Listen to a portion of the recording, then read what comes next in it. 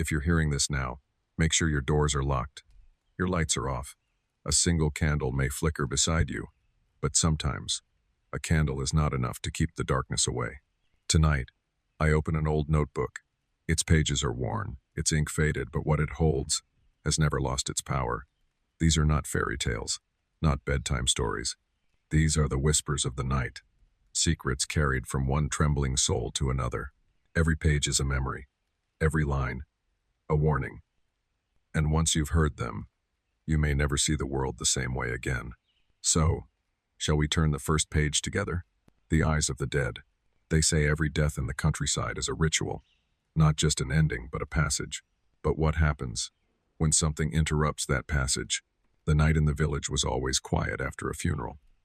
Not silent, never silent, but quieter than usual, as if the fields, the trees, and even the wind held their breath for the soul that had just departed. It was the same on the evening old man Harlan was buried. The family gathered in the yard of the house he had built with his own hands decades ago. The scent of incense clung to their clothes, mixing with the faint bitterness of wood smoke and soil still fresh from the grave. Inside, his grandson Elias sat apart from the others, his face blotched with grief. He was young, barely 12, his eyes swollen from hours of crying. He hadn't left his grandfather's side since the illness had claimed him, clinging to the last traces of warmth in the man's wrinkled hand even as it cooled into the waxy stiffness of death. When they laid the old man in his coffin, Elias leaned close to say goodbye one last time. His tears slid down his face, heavy and trembling. One drop fell and vanished into the corner of his grandfather's eye. No one noticed, not the uncle adjusting the shroud, not the priest reciting the final prayers, not even Elias himself, too lost in sorrow to realize what had happened. The coffin closed, the earth swallowed it, and the village returned, slowly, uneasily, to its rhythm. Days stretched into weeks. Elias's grief dulled into silence, a numbness he carried like a stone in his chest. He dreamed often of his grandfather dreams where the old man simply stood at the edge of the field, watching, never speaking, never moving, just watching. The boy didn't tell anyone. Dreams after a death were common, he thought. People spoke of them in whispers. How spirits lingered a while. How the dead sometimes hovered around the living, reluctant to leave. But there was one detail Elias could not ignore. In every dream, his grandfather's eyes were wide open, staring up at something above, as if the sky itself was hiding a secret only he could see. 1 month later, a traveler came to the village, a man no one recognized, with the look of someone who had walked too far and carried too much. His clothes were dusty, his face lined by sun and shadow. He asked for water at the well, and the villagers, curious, gathered around. The man did not smile. He looked at each of them in turn, his gaze heavy, searching. Finally, he spoke. "You have disturbed something here." The words fell flat, without explanation. A ripple of unease spread through the crowd. One woman laughed nervously, another crossed herself, but the traveler's voice only deepened. A tear fell where it should not. "You bound what should have gone free." Elias, standing at the edge of the group, felt the hair rise on his arms. He wanted to shrink into the ground, though no one else knew what the man meant. The traveler's eyes caught his, and in them Elias saw something unbearable, a recognition, as if the stranger knew exactly what he had done. The man whispered then, low and urgent, almost as if speaking to Elias alone. "The dead one still lies among you. His eyes are not closed." That night, the family gathered in panic. The traveler's words gnawed at them. At first, they dismissed it, just a vagrant spinning stories to earn food. But unease pressed harder with every hour of silence. Elias's uncle insisted they check the grave. "Better to look once and see nothing than live with suspicion," he said. By lantern light, they walked to the burial ground. The soil was loose, softer than it should have been after so many weeks. The boards creaked when pried open, but when the coffin lid was lifted, the air inside was cold and hollow. Empty. No body. No shroud. Only the faintest imprint, as if something had lain there once and then risen. Terror drove them back to the house. Every door was checked, every lock tested, though what they feared could no lock keep out. It was Elias who felt it first. The pull, the certainty. His feet carried him up the narrow staircase to the attic, where dust lay thick and the air smelled of dry wood and forgotten years. The lantern shook in his hand. Shadows stretched long across the beams, and there, laid out carefully, as if tucked in by unseen hands, was the body of his grandfather. Not rotting, not even withered. He looked as if he had just fallen asleep, his chest still, his skin pale, but his eyes, wide open, staring at the ceiling, staring through it, staring at something Elias could not see. The boy's scream tore through the house, and that was only the beginning. The scream had barely left Elias's lips when the rest of the family came running. Feet pounded up the narrow staircase, lanterns swaying, voices calling his name. His uncle shoved past him at the attic door, the light catching his sharp features, and then froze. One by one, the others followed, and then silence. It was not the silence of confusion, nor of disbelief. It was the silence of recognition, the kind that presses down on a room when everyone knows something is wrong, but no one dares to speak it aloud. The body of old Harlan lay stretched upon the attic floor, his limbs composed, his clothing unwrinkled, but his face was a mask of stillness, skin pale as wax, lips parted as though about to sigh, and the eyes, wide, glassy, fixed on the rafters above, staring not at those gathered around him but at some invisible point beyond. Elias's mother whimpered and drew the boy close, pressing his face into her shawl. Yet Elias could still feel those eyes, piercing through cloth and skin, finding him in the dark like a hook through water. His uncle finally broke the silence. "We buried him." His voice was hollow, strained. "I nailed that coffin shut myself. I covered it with my own hands. He should not be here." No one answered. The only sound was the faint scratching of a mouse behind the wall, and the creak of the old beams settling. His grandmother, who had not spoken a word all night, bent slowly over the body. Her hands trembled as she reached for the lids, as if to close them. She pressed down once, twice, but the eyes would not stay shut. They sprang open again, glassy and defiant, as though they refused to be darkened. She stumbled back, clutching her chest. "He sees," she whispered. "Even now, he sees." The words spread terror like oil. The younger children began to cry. Elias's uncle slammed the attic door shut and turned the key, as though a locked door could keep death from moving where it pleased. That night no one slept. They gathered in the main room, lanterns burning until the air grew heavy with soot. Elias sat pressed between his mother and grandmother, every creak of the house setting his pulse racing.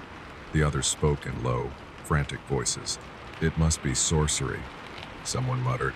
"No, it is the boy's fault," hissed another. Their eyes slid toward Elias, though quickly away again. No one wanted to admit aloud what they suspected, that the stranger's warning, the tear in the coffin, all pointed to him. Elias's uncle struck the table with his fist. "We can't speak of this. If word spreads, the whole village will curse us. They'll say we keep an unclean house." His grandmother's voice cut through the gloom. "We cannot bury him again. The grave has already rejected him." Her words hung heavy. Rejected.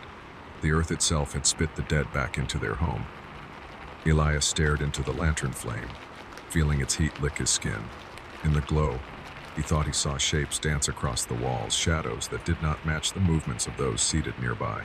His heart clenched, and he turned his face into his mother's shoulder. But when he closed his eyes, he saw them again. His grandfather's eyes, wide, unblinking, fixed on something just beyond reach. The days that followed blurred into one long waking nightmare. The attic door remained locked, yet no one could keep away the knowledge of what lay beyond it.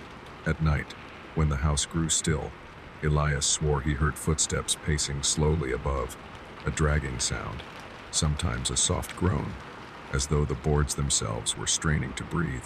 His uncle said it was the wind, but Elias knew better. The dreams had returned, sharper now, crueler. His grandfather no longer stood at the edge of the field. Instead, he hovered at the foot of Elias's bed, his face pale in the moonlight, his eyes glistening with that same impossible awareness. Elias would wake choking on a scream, his body frozen, the imprint of those eyes lingering behind his own lids. On the third night, when Elias woke again, his grandmother was already sitting beside him. She did not ask what he had seen. She only whispered, "It is time to finish what was begun." Elias's heart pounded. "What do you mean?" She looked toward the ceiling, toward the attic above. A soul must leave clean. Yours bound his here. A tear is not meant for the dead. Her wrinkled hand clutched his tightly.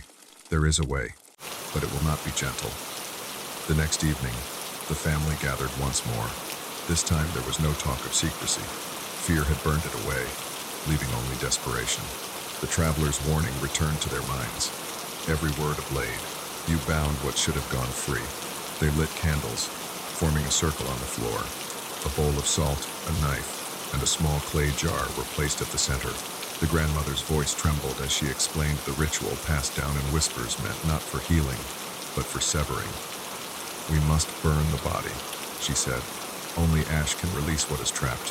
Only fire can carry a soul where earth and tears cannot. The others recoiled. To burn a body was forbidden, a sacrilege against their ancestors. But when they thought of those eyes, open and watching, none dared argue. Elias sat in silence, a stone lodged in his throat. He knew, in a way deeper than words, that this was his doing.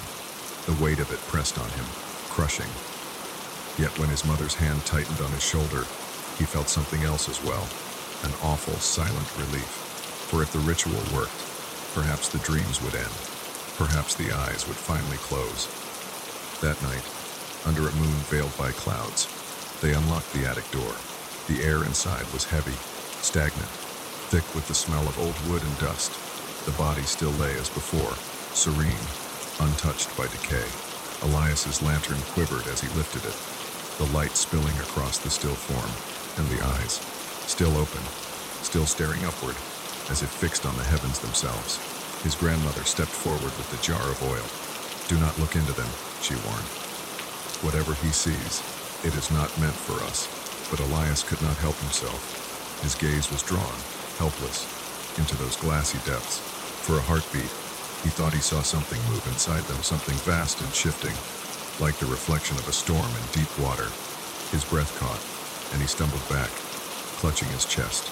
The others lifted the body with trembling hands, carrying it down the narrow stairs, through the house, and out into the field behind. Every step groaned. Every shadow seemed to stretch longer as though reluctant to let them pass. Elias followed, his heart hammering, the night pressing in around them. The air was still, too still, as though the world itself was waiting. When they laid the body on the pyre of wood they had built, the silence was absolute. His grandmother raised the torch, and Elias closed his eyes. The torch sputtered in the grandmother's hand, its flame licking upward as if eager for what was to come. Around her, the family stood in a circle, their faces pale and drawn in the shifting light. The body of old Harlan rested upon the pyre of wood and straw, his eyes still open, reflecting the glow of fire that had not yet touched him. Elias could not breathe. His throat felt bound, as if invisible fingers pressed against it. He wanted to run, to turn away, but his feet were heavy with dread. The still figure of his grandfather seemed almost to pulse in the corner of his vision, as though the night itself leaned closer to watch. Once the flame begins, his grandmother whispered, we must not falter, no matter what we hear, no matter what we see. Her voice cracked on the last word, but she lowered the torch all the same. The fire caught quickly. The dry straw hissed and curled black, the wood snapping as the heat bloomed outward. A wave of smoke rolled into the air, acrid, choking, searing their throats. And then, the first sound, a low groan. At first, Elias thought it was the timber protesting, or the air whistling through the pyre. But then the groan deepened, grew richer, and took on a shape. It was not the sound of fire. It was a human sound, ragged, guttural, forced through lungs that should have been empty. The family flinched as one. His mother clutched his arm. His uncle's lantern fell to the ground with a thud, the flame inside shattering into darkness. The groan became a cry, and the cry became a scream, high, furious, and unmistakably alive. Help me. The words tore through the field, louder than the crack of burning wood, louder than the night insects scattering in terror. It burns. Oh God, it burns. Elias's legs gave out. He collapsed onto the grass, clutching his ears. It was his grandfather's voice, clear, strong, filled with agony. The others staggered back, their faces twisted with horror. Some sobbed, others prayed, but no one moved to stop the fire. The grandmother shouted over the screaming, her voice hoarse. Do not listen. It is not him. It is what clings to him. The soul must be freed. But Elias could not close his ears. The screams pierced him, rattled his bones. They were too real, too raw. The words came in waves, each more desperate than the last. My family. Save me. Put it out. Please, please. And the flames surged higher, turning the body into a writhing silhouette. The eyes, those dreadful, glassy eyes, seemed to flare white in the heat, as though they resisted even fire. Elias thought he saw them roll, fix on him once more through the veil of flame. His stomach heaved. His body shook. He wanted to believe his grandmother's words, that this was not truly his grandfather. But every syllable cut through him like a blade, reminding him of the hand that once held his, the voice that once told him stories by the hearth. The screams rose into shrieks. The shrieks fractured into laughter, not the laughter of a man, but of something wild and formless, echoing from deep inside the fire. You think ash will save you? It howled. The voice shifted, layered, as if two beings spoke at once. You burn me here, but do you know what rises with the smoke? The family fell back, some dropping to their knees. The fire roared, its light staining their faces blood red. Elias's uncle shouted, "Close your eyes, don't look at it." But Elias couldn't. His gaze was locked on the fire, on the figure writhing within it. For a terrible moment, he swore the body moved not writhing from heat, but writhing with intent, as though the flames themselves gave it strength. He stumbled forward despite himself, the heat searing his skin. "Grandfather," he cried. The laughter cut short. The burning figure turned or seemed to turn its gaze directly onto him, and from the fire came a whisper, softer than the crackle of embers, but sharp enough to slice through the night. "You gave me eyes, boy. You made me stay." Elias froze. His lungs refused to draw breath. The flames howled higher, sparks raining into the black sky. And then, in one final convulsion, the body collapsed inward, swallowed whole by the blaze. The screams ended. The fire hissed and crackled, but no voice rose from it again. Only the smell of charred flesh, thick and nauseating, hung heavy over the field. The family stood trembling, their faces streaked with tears, their bodies sagging with exhaustion. Some muttered prayers of thanks. Others turned away, unable to look at what they had done. Only Elias remained, kneeling in the dirt, staring into the heart of the fire. He could still hear it, the whisper meant only for him. "You made me stay." The flames burned until nothing was left but ash and bone. The grandmother swept the remains into the clay jar with hands that shook so badly the ash spilled onto the ground. "Scatter them," she said, her voice a rasp. "Scatter them far, where no one will walk, where no one will remember." But as Elias watched the dark powder fall, a chill wrapped around his spine. For though the eyes were gone, burned to nothing, he felt them still fixed upon him, unblinking, even in the dark behind his own lids. That night, as the family returned to the house, silence pressed between them like stone. No one spoke. No one dared. Elias lay in his bed, the smell of smoke still in his hair. His chest rose and fell with shallow breaths, his body trembling with each exhale. He tried to convince himself it was done, that the fire had carried the soul to rest. But when he closed his eyes, he saw again the blaze. He heard again the whisper, and in the quiet of his room, he realized something terrible. The whisper had not come from within the fire. It had come from within him. The house was never the same after the fire. At first, the family tried to tell themselves it was finished. They had done what the grandmother demanded. The body was gone, the ash scattered to the river, where no one would find it again. They lit incense, they prayed. They buried their guilt beneath muttered words of ritual. But something lingered. The silence of the house was no longer the silence of mourning. It was thick, charged, restless. At night, the walls groaned louder than they should. The air held a taste of smoke long after the last ember had died, and in the corners and the spaces between lamp and shadow, eyes seemed to wait. Elias felt them most. Every night he tried to sleep, and every night he failed. He would drift into dreams only to be yanked awake by the weight of a gaze pressing against him. Sometimes it came from the window, sometimes from the ceiling, sometimes from within his own reflection in the water basin. And always, always the words lingered in his skull. "You gave me eyes. You made me stay." He stopped speaking at the table. His food went untouched. His mother whispered that he was ill, that grief had hollowed him, but her own face was drawn with fear she could not disguise. The uncle grew restless, his nerves frayed by sleeplessness. He took to drinking in the evenings, muttering curses under his breath. We should never have listened to that old woman's ritual, he spat one night. Fire doesn't cleanse, it marks. It marks us.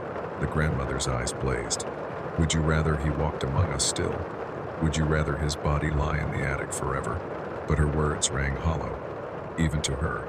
They all knew something had followed them home.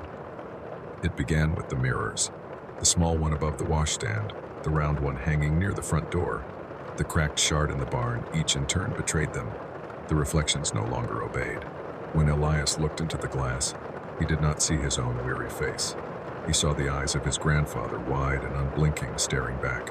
Once, in the dim light of dawn, he passed the door mirror and froze.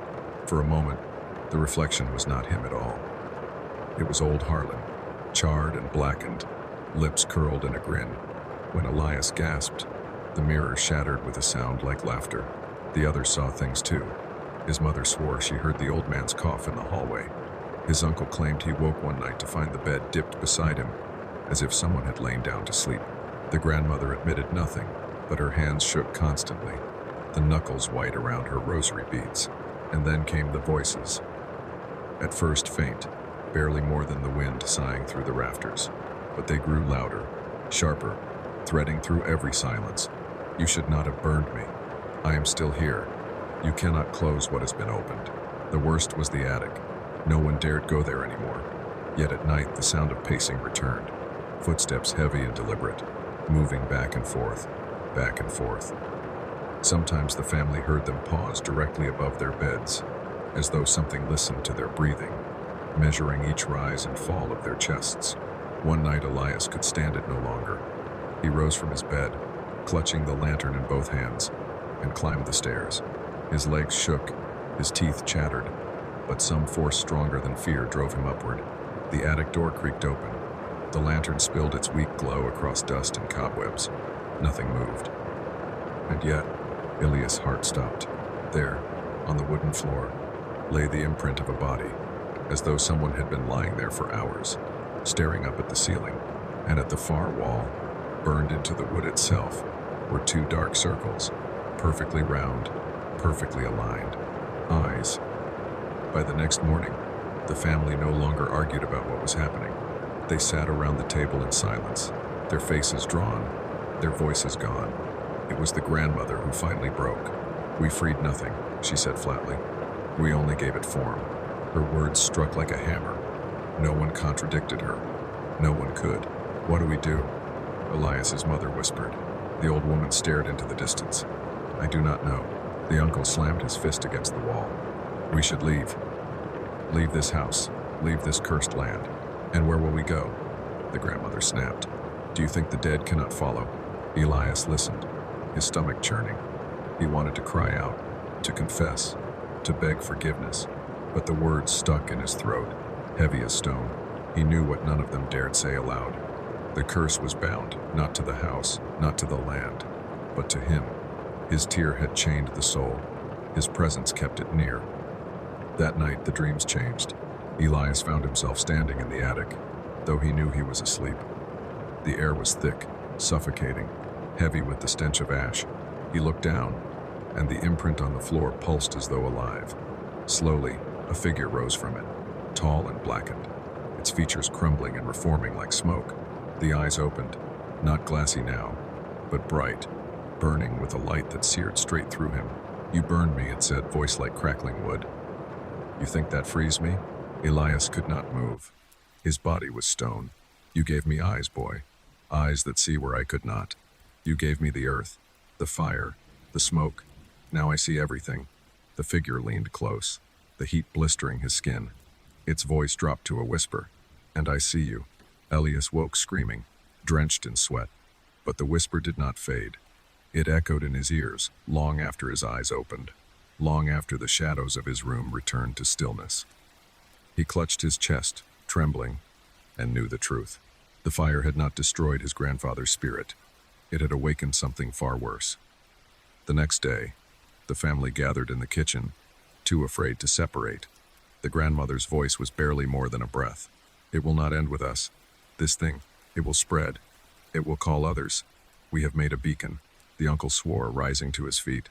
Then we finish it. Whatever it takes. We cannot live like this. But Elias knew the words were empty. For how do you fight something that is no longer just a body, no longer just a soul, but something that sees through fire, smoke, and tears? That night, as he lay in bed, eyes wide and unblinking, he realized something else. The curse was no longer only his grandfather's. It was his.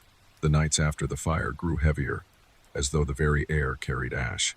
Every breath Elias took felt scorched, thick with smoke that wasn't really there. Sleep no longer offered relief. When his eyes closed, they burned, and when they opened, he felt the weight of another gaze inside his skull. The family withered. His mother stopped leaving her bed. His uncle abandoned the fields, pacing the house instead, muttering and swearing at shadows that only he seemed to see. Even the grandmother, once unshakable, now stared blankly into the distance, her rosary slipping uselessly through her trembling fingers. No one spoke of the attic, though at night the footsteps returned slow, deliberate, measuring, and always they paused above Elias's room. One evening, after the sun sank and the lamps burned low, the uncle slammed the clay jar onto the table, the jar that held the last of the ashes. His eyes were wild, bloodshot, rimmed with desperation. "This is what binds him," he hissed. "This cursed dust. We scatter it again, farther, in the river, in the forest, until nothing remains. Then he will go." The grandmother shook her head slowly. "No, it is not him." Her words chilled the room. Elias looked at her, his heart hammering. "What do you mean?" She fixed him with eyes that no longer trembled, but burned with a terrible certainty. "I saw it in the fire. I felt it in the smoke. That thing we burned. It was not your grandfather anymore. It was something else. Something that used him." The uncle snarled, shoving the jar closer to her. "Then what's in here?" The grandmother's lips pressed tight. Her silence was more terrifying than any answer. That night, Elias could not resist. He waited until the house slept, then crept to the table where the jar rested. His hand shook as he lifted the lid. Inside, the ash was darker than he remembered, too dark, almost oily, clinging to the sides of the clay as if alive. He leaned closer, and in the silence, a breath escaped the jar. "You made me stay." Elias staggered back, nearly dropping it. His chest seized, his vision blurred, but when he blinked again, the jar was still. Only ash. Only silence. Yet as he stumbled away, he swore the ash shimmered faintly, like two round circles glinting in the dark, eyes staring back. The family did not last the week. On the third day, Elias's uncle vanished. He went into the forest with the jar, vowing to scatter the remains once and for all. He never returned.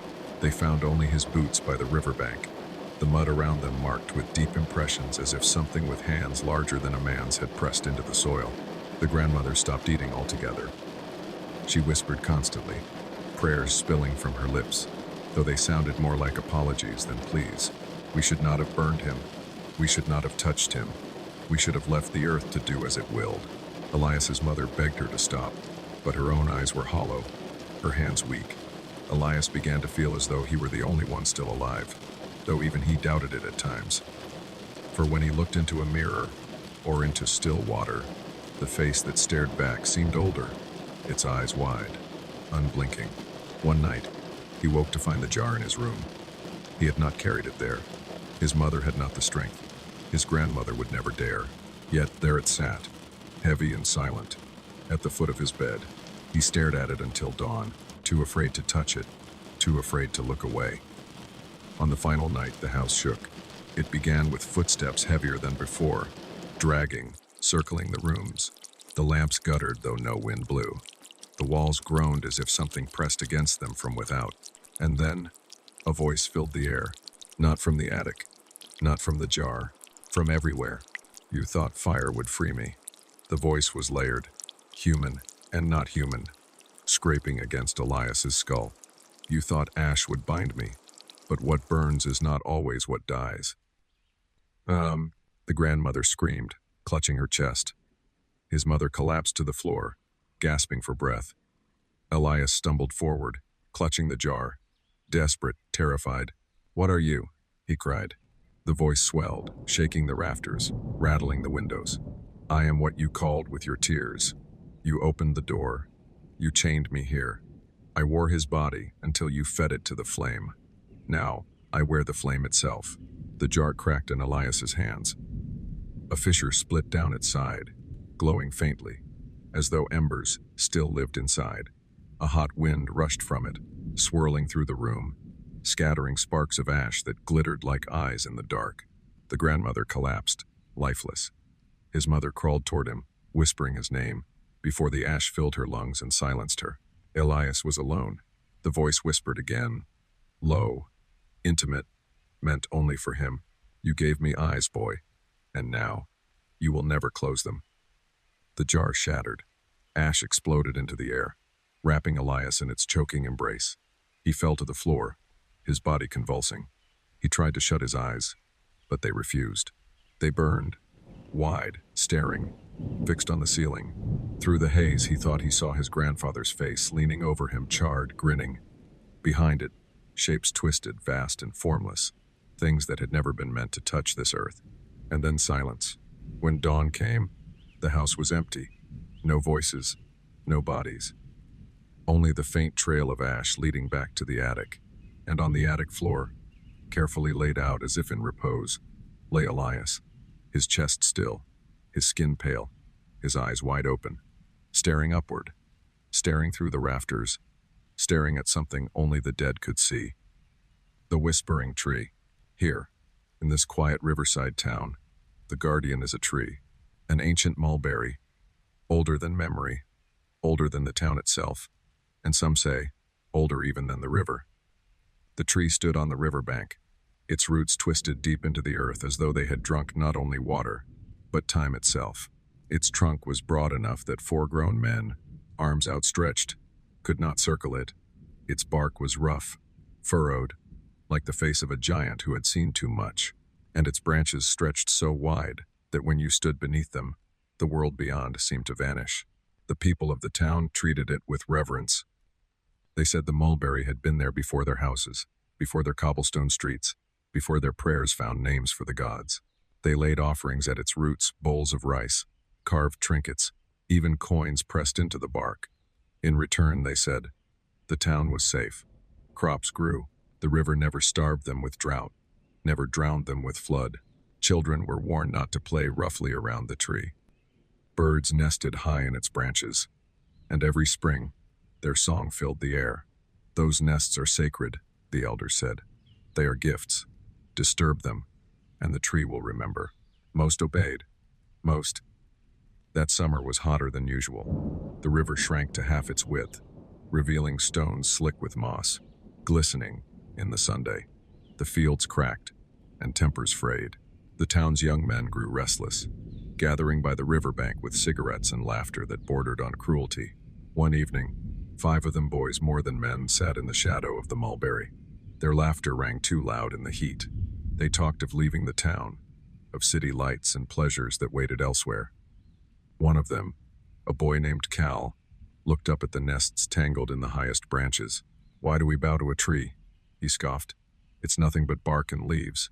Birds nest anywhere. What's so sacred about this one?" The others shifted uneasily, but the heat and the thrill of defiance made them bold. Cal picked up a stone and hurled it upward. It missed, clattering back to the ground. He threw another, and another. On the 4th, the nest broke. It fell with a brittle crack, spilling eggs onto the hard earth. One shattered open, its contents glistening in the dirt. The others rolled lifelessly into the grass. The boys froze. Their laughter died. Something heavy pressed down on the air, as though the sun itself had dimmed. Then faintly they heard it. A hiss. Long, low, slithering through the branches above. Cal forced a laugh, though his voice cracked. "It's just the wind." But the others were already backing away, eyes wide, ears straining, for the hiss did not fade. It grew, joined by another sound, soft, mournful, almost like weeping, from within the tree itself.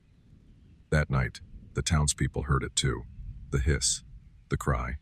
A chorus of sounds no one had ever heard from the mulberry before. Windows were shuttered, doors bolted, prayers whispered into trembling hands. Some said it was only the heat, warping wood, stirring creatures from their burrows. Others knew better. The next morning, a pall hung over the square. The elders gathered, whispering of omens, of punishments. No one spoke of the nest, though many eyes turned toward the riverbank. By nightfall, the first death came. An old woman who had lived alone by the water. Her body was found at dawn, eyes wide, skin pale, lips blue as if she had drowned, though she lay in her own bed. At her funeral, people swore they saw movement among the branches of the mulberry. Two vast shapes coiled downward, glistening, heavy, snakes, longer than any man, their scales dark as shadow, their eyes unblinking. They slid around the trunk, circling, weaving, until the prayers ended.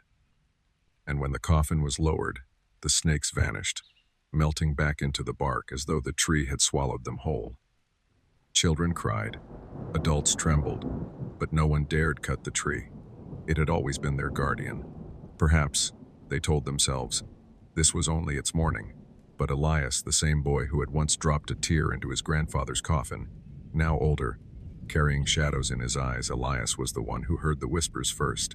He had wandered too close to the mulberry at dusk, when the sun bled red across the water. He swore the roots shifted beneath him, curling like fingers. And from within the trunk, he heard voices. Not one, many, high and shrill, like children laughing. But the laughter was wrong, jagged, broken, too sharp. He stumbled back, but the voices followed, circling him like wind. Dance with us, they sang. Stay with us. And when he looked toward the roots, he saw them, small figures, dozens, children, pale as moonlight, leaping and twirling in silence, their faces blurred, their mouths open in wide, soundless grins. He ran. He never spoke of it aloud, but he carried the memory with him, buried deep, like a splinter that would never work its way free. The whispers did not fade. They multiplied. By the end of that week, every household in the town claimed to hear them. At first it was only at night, when the wind moved through the river, reeds' faint sobs, soft hisses, the sound of something shifting just beyond the walls. But then the voices began to bleed into daylight, curling through open windows, seeping from the cracks of the mulberry's bark like breath. The elders gathered in the square, their faces grim. They tried to calm the people. It is a passing curse, they said. The tree has always guarded us. We must give offerings. We must repent. And so the townspeople brought more bowls of rice, cups of wine, trinkets carved from bone and wood, even animals sacrificed at the roots. But no matter how much they offered, the voices did not quiet. If anything, they grew hungrier. It was during the second funeral that the truth began to spread. Another death. This time a man struck down by fever, his body wasted, his breath gone before dawn. They carried him to the churchyard, the bells tolling low. The townspeople gathered in silence, but every ear strained toward the riverbank, toward the tree. And then, as the coffin was lowered, the sound came again, a hiss, long and sharp.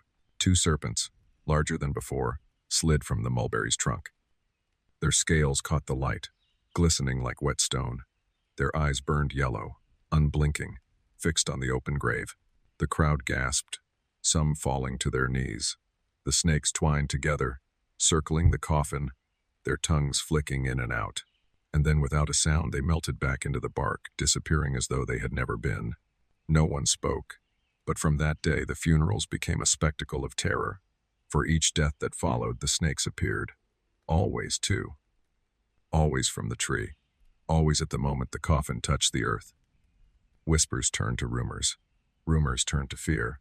Some said the serpents were the guardians of the dead, leading their souls away. Others insisted they were devourers, consuming what remained of a person as the body returned to the soil. Children were kept indoors. Doors were barred at dusk, yet the hissing did not stop. It threaded through every silence, until even in their sleep the townspeople heard it. And then came the boy. His name was Isaac, 7 years old, the son of the miller. One evening, chasing a stray dog, he wandered too close to the mulberry. When his parents found him at dawn, he sat cross-legged by the roots, staring into the bark as though waiting for something to speak. They pulled him away, scolding, weeping, but Isaac only smiled. His eyes were wide, shining with something that was not innocence. They were playing, he whispered. His parents froze. Who, child? The children, he said simply. The ones in the tree. They danced. They sang to me. His father slapped him, desperate to break the spell. But Isaac only laughed. Their voices are pretty, but they don't sound like us. Not like people. They sound sharper. The story spread faster than fire. Soon every corner of the town knew. Some dismissed it as a child's fancy. Others crossed themselves, muttering of demons and restless souls. But none could deny the truth in Isaac's gaze that something had touched him and left its mark. That night, the Miller's family bolted their shutters tight. Still, Isaac woke screaming. He clawed at the walls, his small voice shrill. They're calling me back. They want me to stay. By the time dawn came, the boy was pale and trembling, unable to rise from his bed. His parents pleaded with the priest, begged the elders, but no one had an answer. The grandmother of Elias spoke then, her voice low and steady. It is the tree. It has always taken, and we have always fed it. We thought it protected us, but no guardian demands fear. Only hunger does. The elders silenced her, calling her blasphemous, but her words hung heavy in the air. The days bled into each other. More deaths came: illness, accidents, even a drowning in the river. Each time, the snakes appeared. Each time, the tree seemed to pulse with satisfaction, its branches quivering, though no wind blew. Some swore the bark had changed, that faces pressed against it from within. Features stretched in silent agony before sinking back into the wood. Others said they saw small hands reaching from the roots, pale and clawing, before vanishing again. And the children, more than one child claimed to see figures dancing at dusk, pale forms, too small, too thin, spinning hand in hand around the trunk. Their laughter echoed, high and sharp, carrying far beyond the river's edge. But the laughter always ended the same way, with a hiss. The town began to fracture. Half demanded the tree be cut down, burned to ash. The other half begged for patience, fearing the wrath of whatever lived within. Axes were brought, fires prepared, but each time something stopped them. One man lifted his blade, only to find his hands seized by seizure, his body thrashing on the ground. Another struck the bark once, and blood, not sap, splattered across his arms, burning his skin. The tree stood untouched, unyielding, older than their defiance. Elias could no longer stay silent. He remembered his own curse, the eyes that would not close, the fire that did not cleanse. He told the elders of Isaac's words, of the dancing children, of the voices in the bark. Some sneered, others paled, but when the priest pressed his ear against the trunk, his face drained of color. For within, he swore, he heard not only hissing, not only laughter, but prayer voices overlapping, pleading for release. Not from demons, from people, souls. That night the whispers grew so loud the town could not sleep. Every wall, every roof, every door seemed to hum with it. And when the moon rose high, pale and round, the mulberry trembled. From its bark slithered not two, but many. Dozens of snakes, their bodies thick and black, their eyes glowing like embers. They coiled down the trunk, across the roots, filling the ground like a living carpet. Their hiss rose like thunder, drowning every voice. And beneath it all, the sound of children laughing, dozens, hundreds echoing from deep within the wood. By the third week, the town had become a place of whispers and locked doors. No laughter rose from the square, no hymns carried from the church. The air was too heavy, the nights too long. The people walked quickly, their heads bowed, as though they feared to draw the attention of the thing that now ruled their lives. The mulberry loomed larger than ever, not in size, but in presence. Each glance toward it revealed something new, something shifting shadows that stretched too far, bark that seemed to ripple as though something beneath pressed against it. Some swore they saw faces, eyes wide and silent, pressed into the wood for a heartbeat before fading again. The elders debated in secret, but the arguments always ended the same. No one dared strike at the tree. Those who tried had already suffered. The one who swung his axe now lay blind, his eyes turned milky white. Another's hand had withered into a claw, useless and blackened, after touching the bark. And yet, The people could not go on. The voices were louder every night, weaving through every home, whispering through every ear. Some spoke in the tones of children, some in the rasp of the dying, and threaded through them all was the hiss, endless, patient, like the breath of something vast that never slept.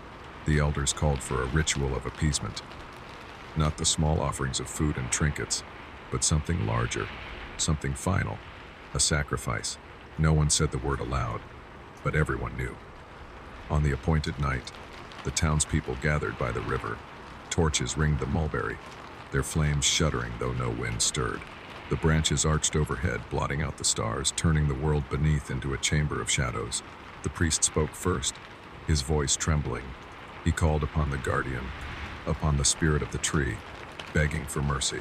His words were swallowed by the darkness, his prayers thin and brittle against the weight of the air. Then the whispers began again, not faint, not hidden, but loud enough for all to hear. They rolled from the trunk, from the roots, from the very ground. 100 voices speaking at once, overlapping, broken. Some cried, some laughed, some pleaded, all clawed at the ears, impossible to ignore. Children clutched their mothers. Men pressed their hands to their skulls, as if trying to block out the sound. Still, the voices poured on, and then the ground trembled.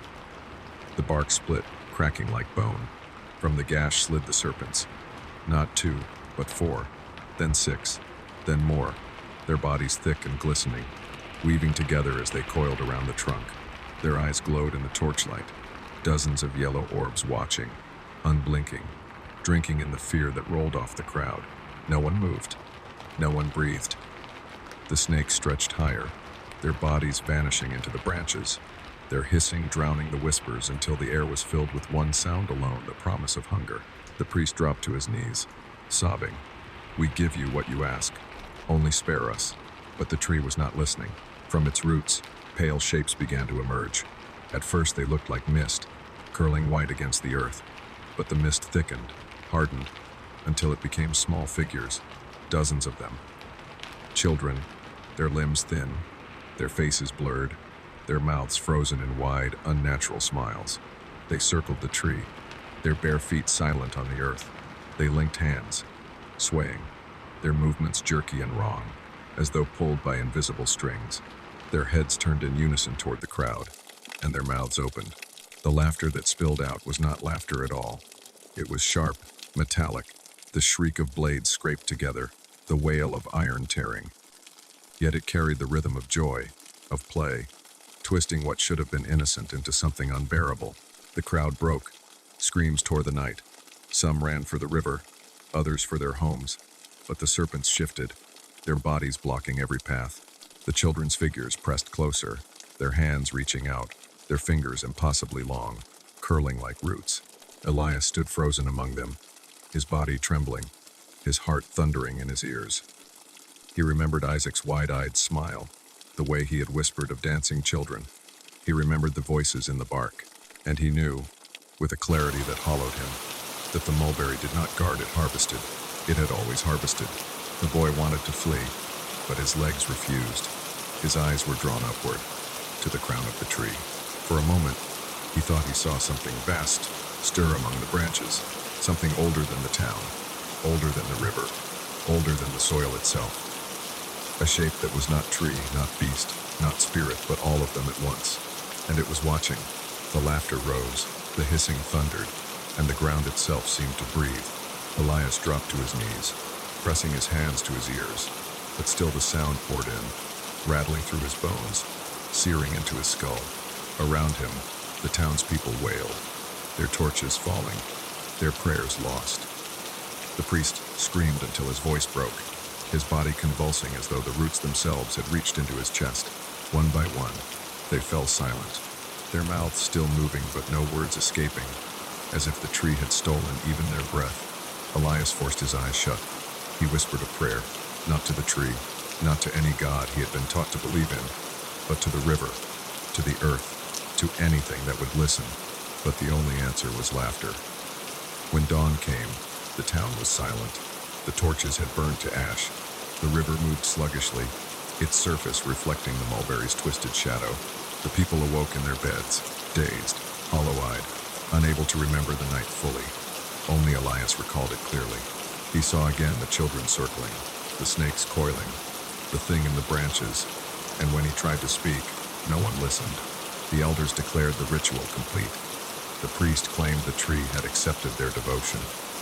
But the whispers remained, faint in daylight, deafening at night. And from that morning forward, no one doubted what the mulberry truly was. They did not say it aloud, but in their hearts they knew. They had not worshipped a guardian. They had fed a god of hunger, and it was still hungry. The town could not keep silent forever. Though the elders proclaimed the ritual had brought peace, the truth betrayed them each night. The whispers seeped through every wall, curling into every ear. The hissing never ceased, and in the darkest hours, when the torches guttered low, people swore they heard children's feet pattering across their roofs, circling above their beds. Fear curdled into anger. The townspeople gathered in the square, their voices ragged with exhaustion, farmers with cracked hands, mothers clutching sick children, men who had lost wives to sudden fevers. They demanded an end. The tree takes and takes. One shouted, his voice raw. It is no guardian. It is a curse. Others cried out in agreement. For weeks they had brought offerings, prayed, knelt in the dirt, but still the deaths came. Still the serpents slid from the bark, circling coffins, their eyes glowing like coals. At last they agreed. The tree must be destroyed.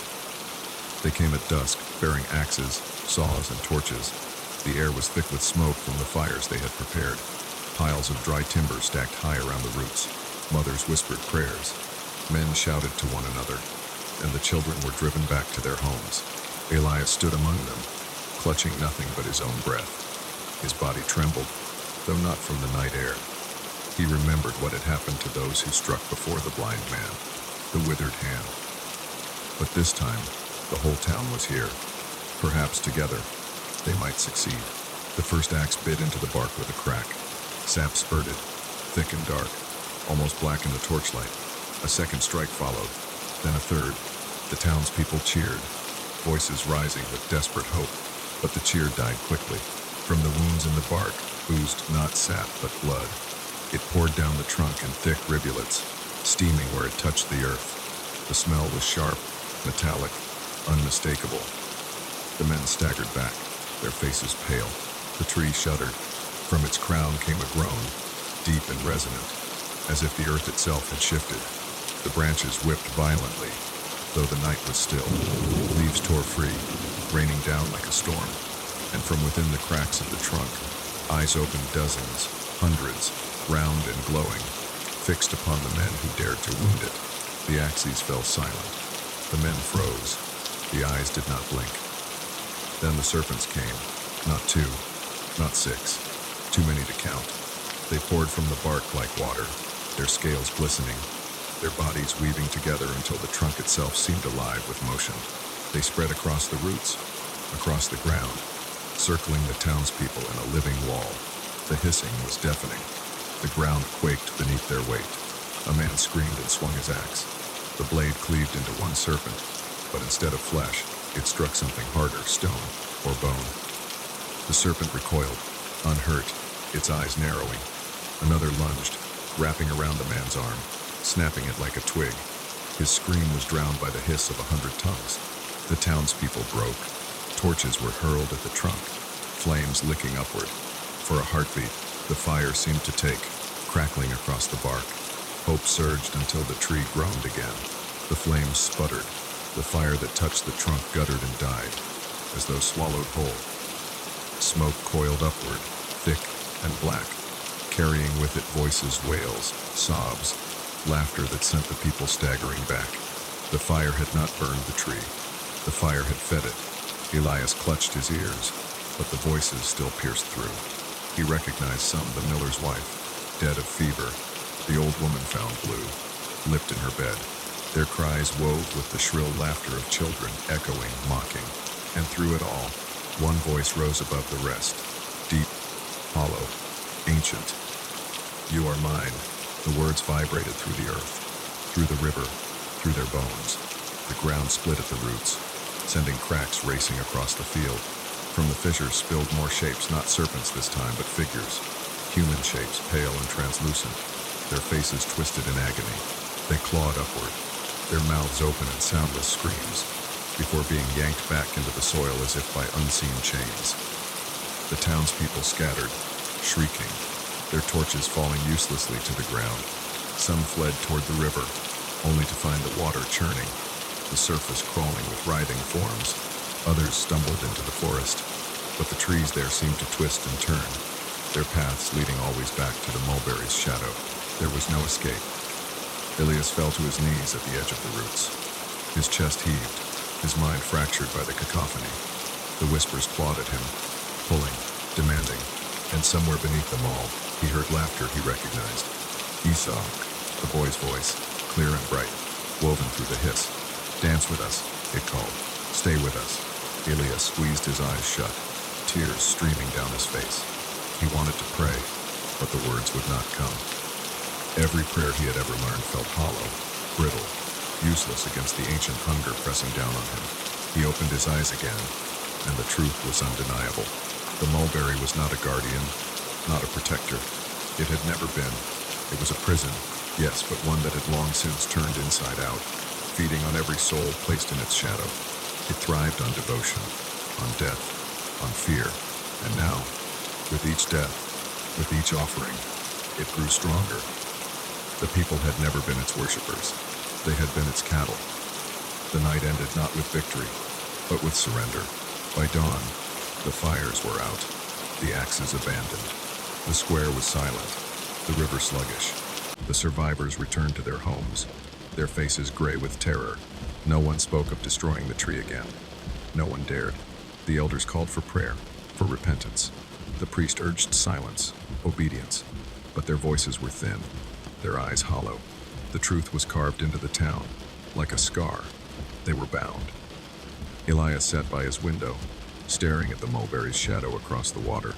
He could still hear the laughter, faint but sharp, echoing through his skull. The serpents had returned to the bark. The eyes had closed, but the presence remained, watching, waiting, and for the first time he understood something that froze him colder than any night wind. The tree had not shown its full hunger yet. It was only beginning.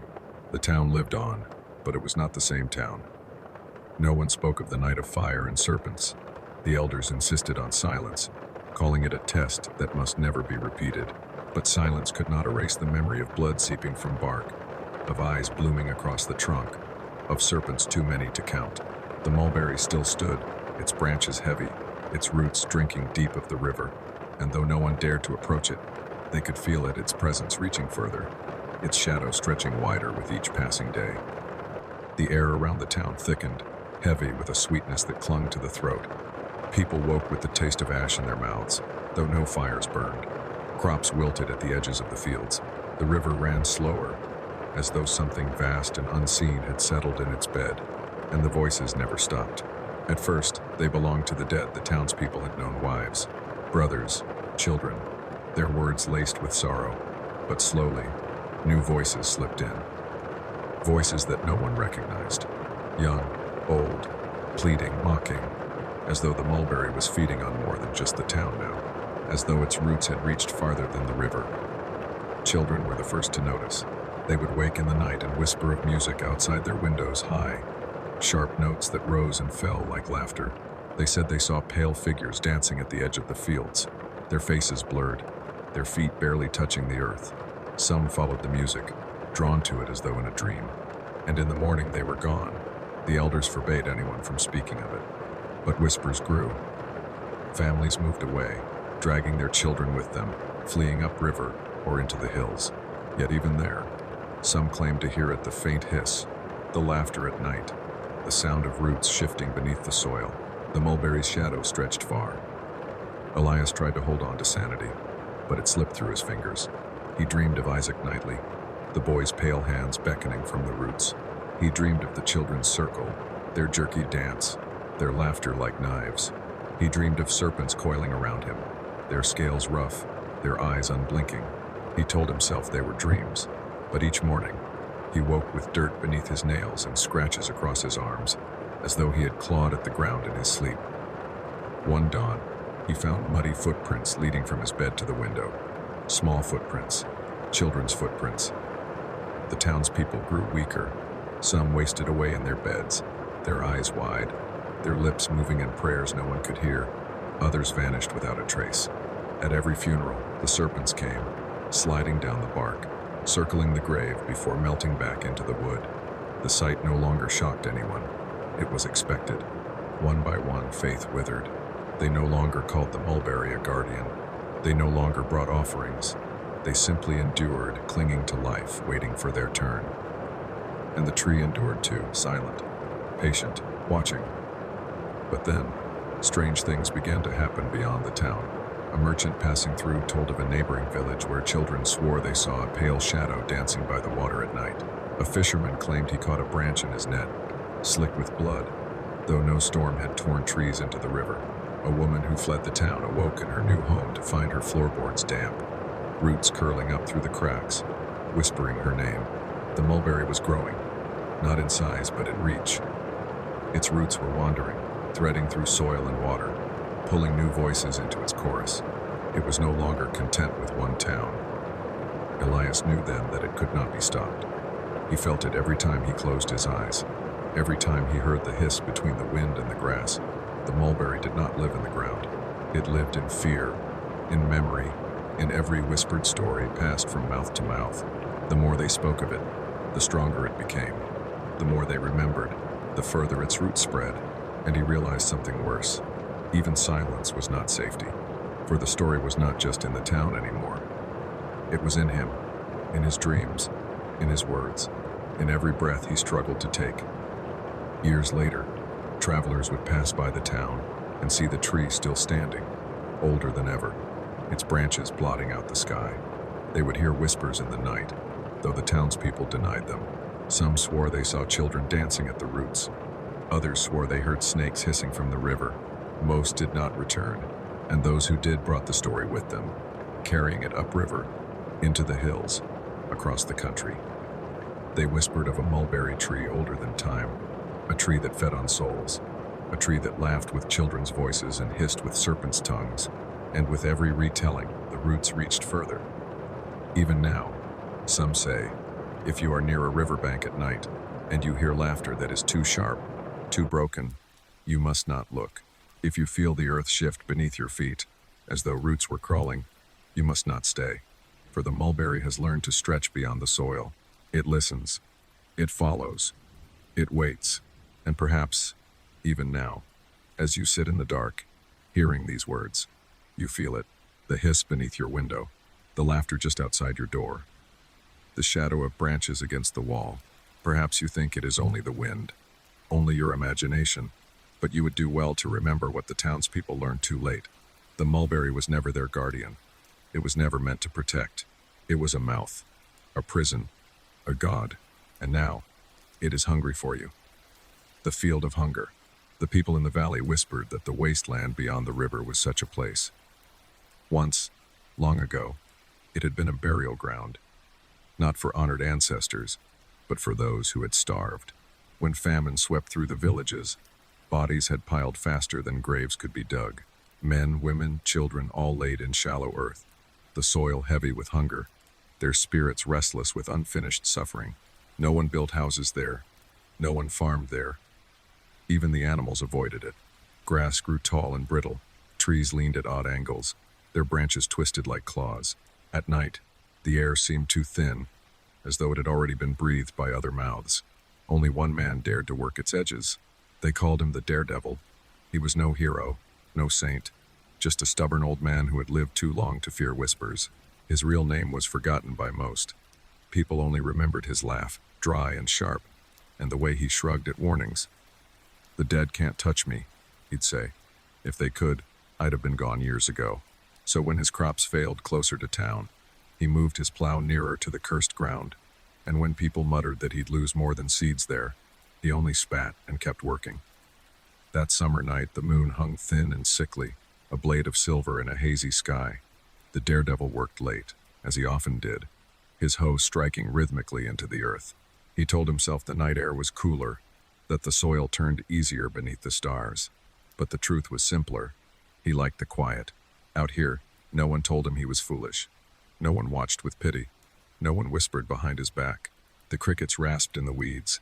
The river murmured far off. His own breath was steady, rising in white puffs. He wiped the sweat from his brow and leaned on the hoe, gazing at the line of crooked trees at the edge of the burial ground. That was when he heard it. A cry, soft at first, muffled, like a child stifling tears. Then clearer, a thin, trembling voice cutting through the dark. "Grandpa?" The daredevil froze. The hoe slipped from his hand, clattering against a stone. His chest tightened. For a moment, he thought of his grandson, the boy who sometimes came running to his field, barefoot and laughing, to bring him water. But this was not laughter. This was weeping. "Grandpa, I'm cold." The daredevil's heart thudded. He squinted toward the trees, the shadows tangled and shifting.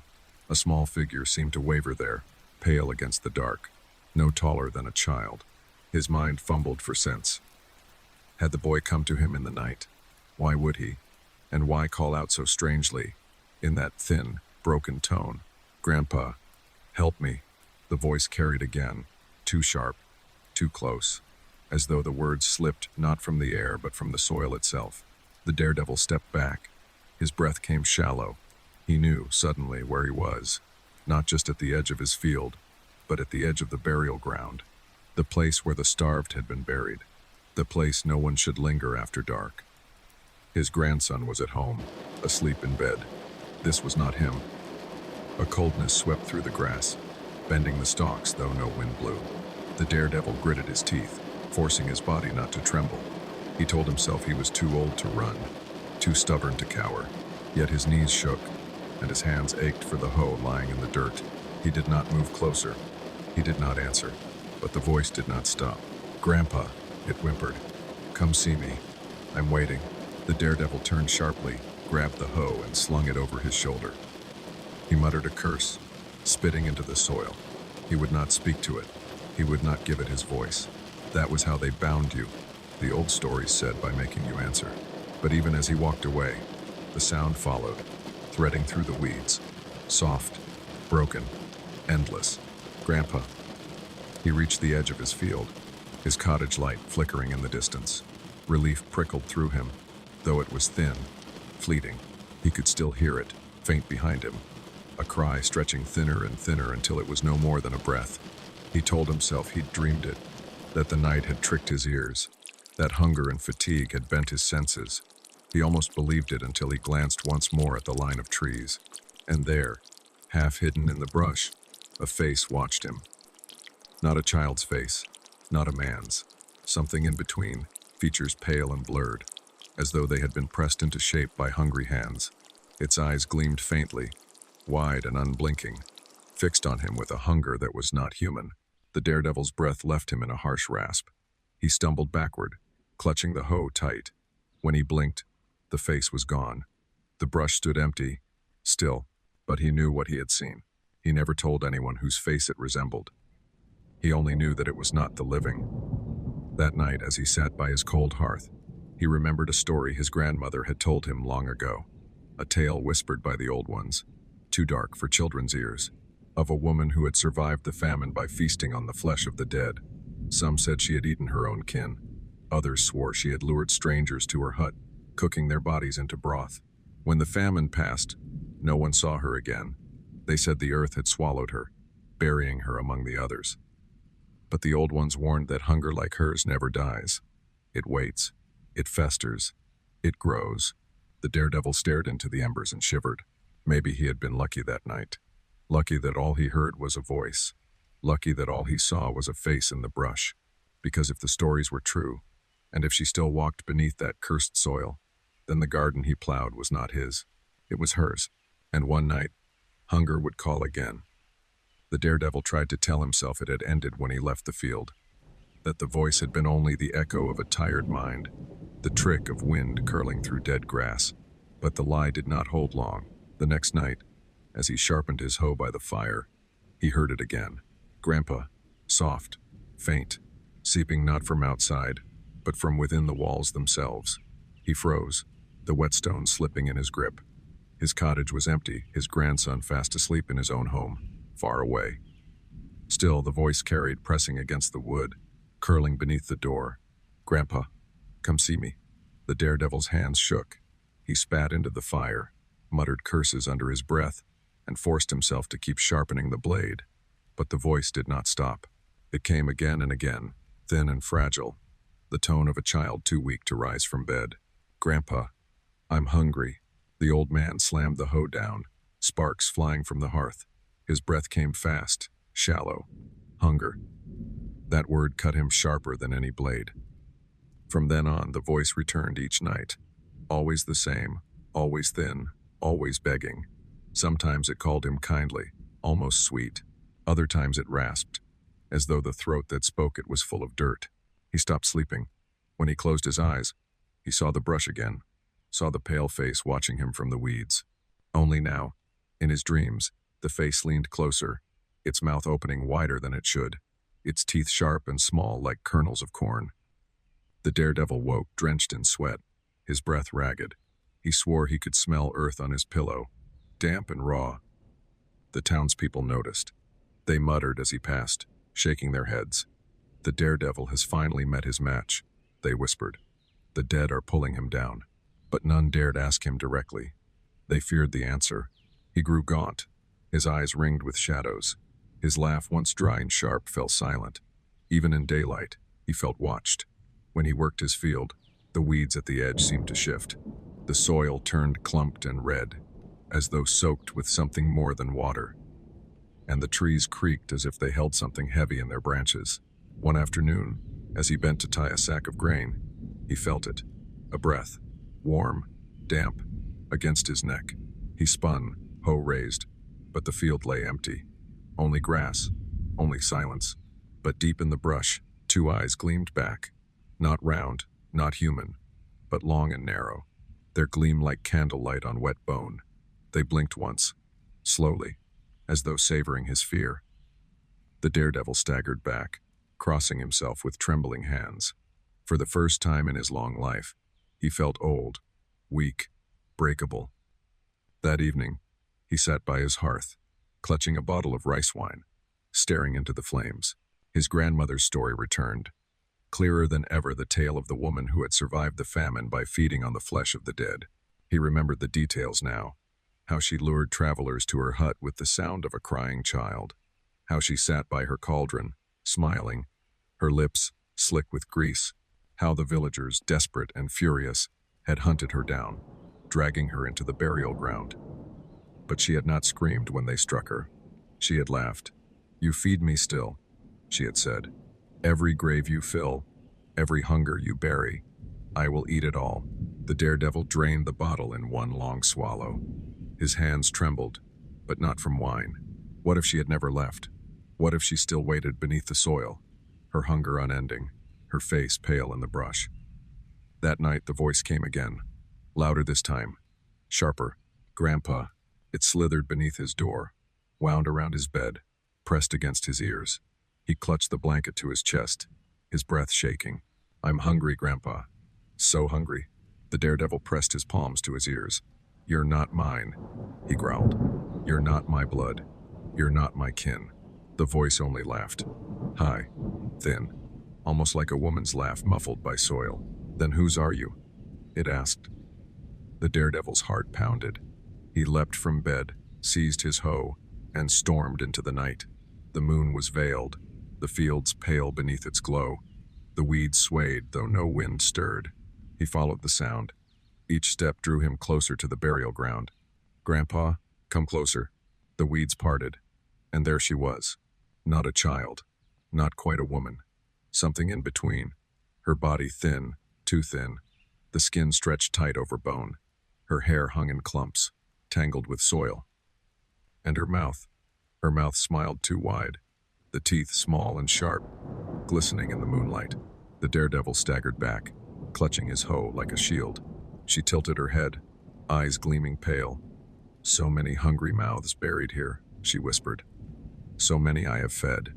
But you work my garden." The daredevil's throat dried, his voice cracked. "Stay away from me." Her smile widened. "But you've already heard me.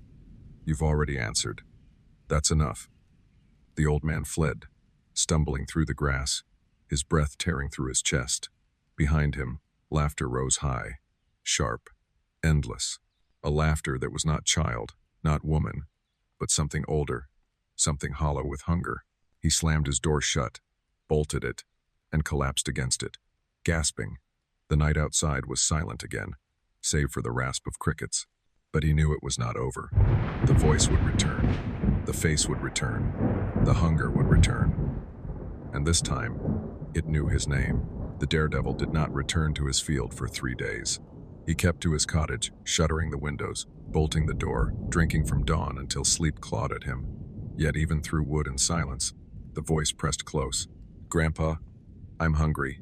It came at dusk, at midnight, at dawn, slipping between the cracks. Sometimes it was a child's voice, weak and fragile. Other times it was a woman's, thick with laughter. Most nights it was both at once, overlapping, weaving together in tones that scraped his skull raw. He stuffed rags into his ears. He piled wood against the door. Still, the voice seeped through, patient, endless. On the 4th night, he snapped. The daredevil staggered to the hearth, dragging out the old trunk buried beneath years of ash. Inside lay relics of his grandmother's scraps of cloth, a carved charm, and a book of brittle pages filled with her hand. She had known stories darker than the church would allow, older than the priest dared name. He lit a lantern and turned the pages, his fingers trembling. There, between warnings scrawled in ink and charcoal sketches of hollow-eyed faces, he found it, the feast of the hungry woman. The tale was older than famine, a woman who devoured the flesh of her kin, cursed never to be sated, buried alive with the starved, her soul tangled with theirs, her body refusing to rot. Her hunger was said to rise when the living came too near. She would cry with the voices of children, calling blood to her table. The book spoke of only one defense, not prayer, not fire, but blood willingly given. The daredevil's stomach turned. He slammed the book shut, his pulse hammering. He would not cut himself, not feed her with his own hands. Better to die a fool than to kneel to such a thing. But outside, the voice came again, sharper now, curling like smoke. "Grandpa, let me in." That night he dreamed of the field. The weeds rose higher than his head, whispering as they swayed. The soil beneath his feet pulsed, wet and warm. He stumbled forward, his hoe in hand, until he reached the crooked trees. She was waiting. The woman, if woman she could be called, stood among the brush. Her frame was gaunt, skin clinging tight to her bones, her hair matted with earth.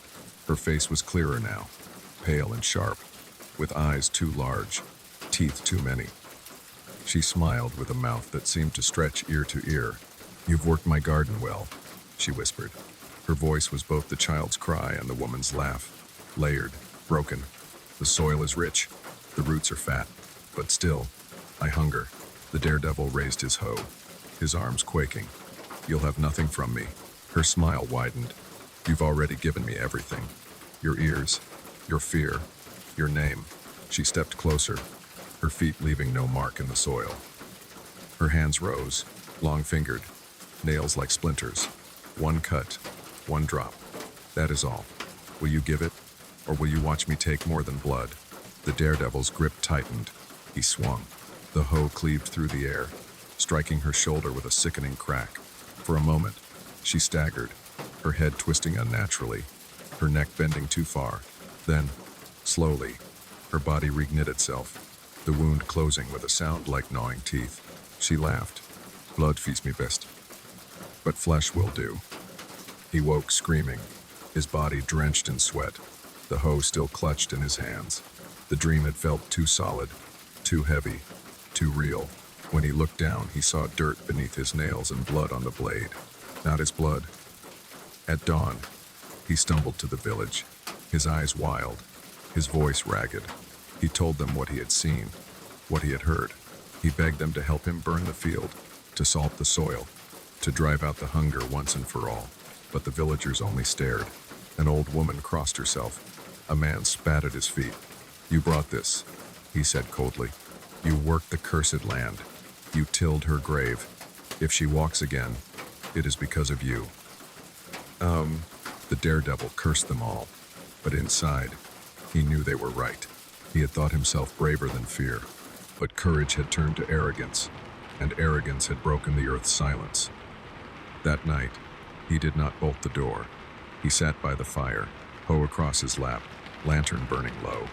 His body trembled with weariness, but his eyes stayed fixed on the dark beyond the window. And when the voice came, he answered, "I'm here." The cry stopped. Silence pressed against the walls, thick and waiting. Then came the sound of footsteps, slow, dragging, soft as bare feet across dirt. The door creaked open, though he had not moved. Cold air spilled inside, carrying the scent of soil and rot. She entered. Her body was taller than before, stretched thin like a shadow pulled taut. Her face was clearer now, sharp cheekbones, hollow eyes, a mouth lined with rows of teeth, too small, too many. Her hair hung in clumps, writhing as though alive with worms. She tilted her head, smiling. "Grandpa." The daredevil gripped the hoe, his knuckles white. "You're no kin of mine." Her laugh rattled the walls. "No, but you are kin to the earth, and the earth is mine." She stepped closer, her bones creaking, her eyes gleaming. "One drop, one cut, that is all. Refuse me, and I will feast until your field grows fat with more than grain." The daredevil's chest heaved. His grandmother's words echoed from the book. Blood willingly given. Was this the only way? He raised the hoe. His arms trembled. The woman's smile widened, her mouth splitting, her teeth gnashing in hunger. For the first time in his long life, the daredevil did not laugh. He swung. The lantern toppled. The fire leapt. Shadows writhed across the walls. The cry rose, layered, endless, a chorus of children and women and men, all starving, all laughing, all weeping. The daredevil's scream joined them, swallowed by the roar, and when the flames consumed the cottage, the townspeople watched from afar, silent, unmoving, for in the firelight they swore they saw her shape thin, pale, smiling, standing in the smoke, her eyes gleaming, her teeth dripping. And beside her, the daredevil knelt, his hoe fallen, his body still. The night the daredevil's cottage burned, the town gathered on the ridge and watched in silence. Flames clawed at the sky, thick smoke curling into the stars. No one moved to help him. No one dared. They whispered that the fire was not his undoing, but his choice, that he had called it down upon himself in one final defiance. By dawn, the fire was ash. The cottage was gone, the fields blackened, the air still bitter with the stench of smoke. They found no body. Some claimed the flames had devoured him whole, leaving nothing behind. Others whispered darker things, that he had not burned at all, but had walked into the fire willingly, hand in hand with the pale figure they swore they had seen dancing in the smoke. No one spoke this aloud in daylight, but at night, the words hissed between shutters and bedsheets. The daredevil is gone, but the hunger is not. At first, the town tried to convince itself it was over. The cursed field lay charred, the cottage destroyed, the daredevil vanished. But even silence can taste wrong, and theirs did. The grass did not grow back. The soil, instead of cooling, steamed faintly at dawn, as though it held fire still. Birds avoided the place. Dogs whined and pulled their chains when dragged near. And at night, the voice returned. It no longer said only Grandpa. It called others. Children heard their mothers' voices whispering from the fields. Husbands swore they heard their dead wives crying in the brush. The priest himself confessed that while kneeling in prayer, he heard his own name called, soft and low, in the tone of his childhood. The hunger had learned new tricks. Then came the first disappearance. A girl of 12, gone while fetching water at dusk. Her bucket was found overturned by the path. Nothing else remained. The villagers searched through the night, torches blazing. They combed the woods, dragged the river, dug into the blackened soil of the daredevil's field. Nothing.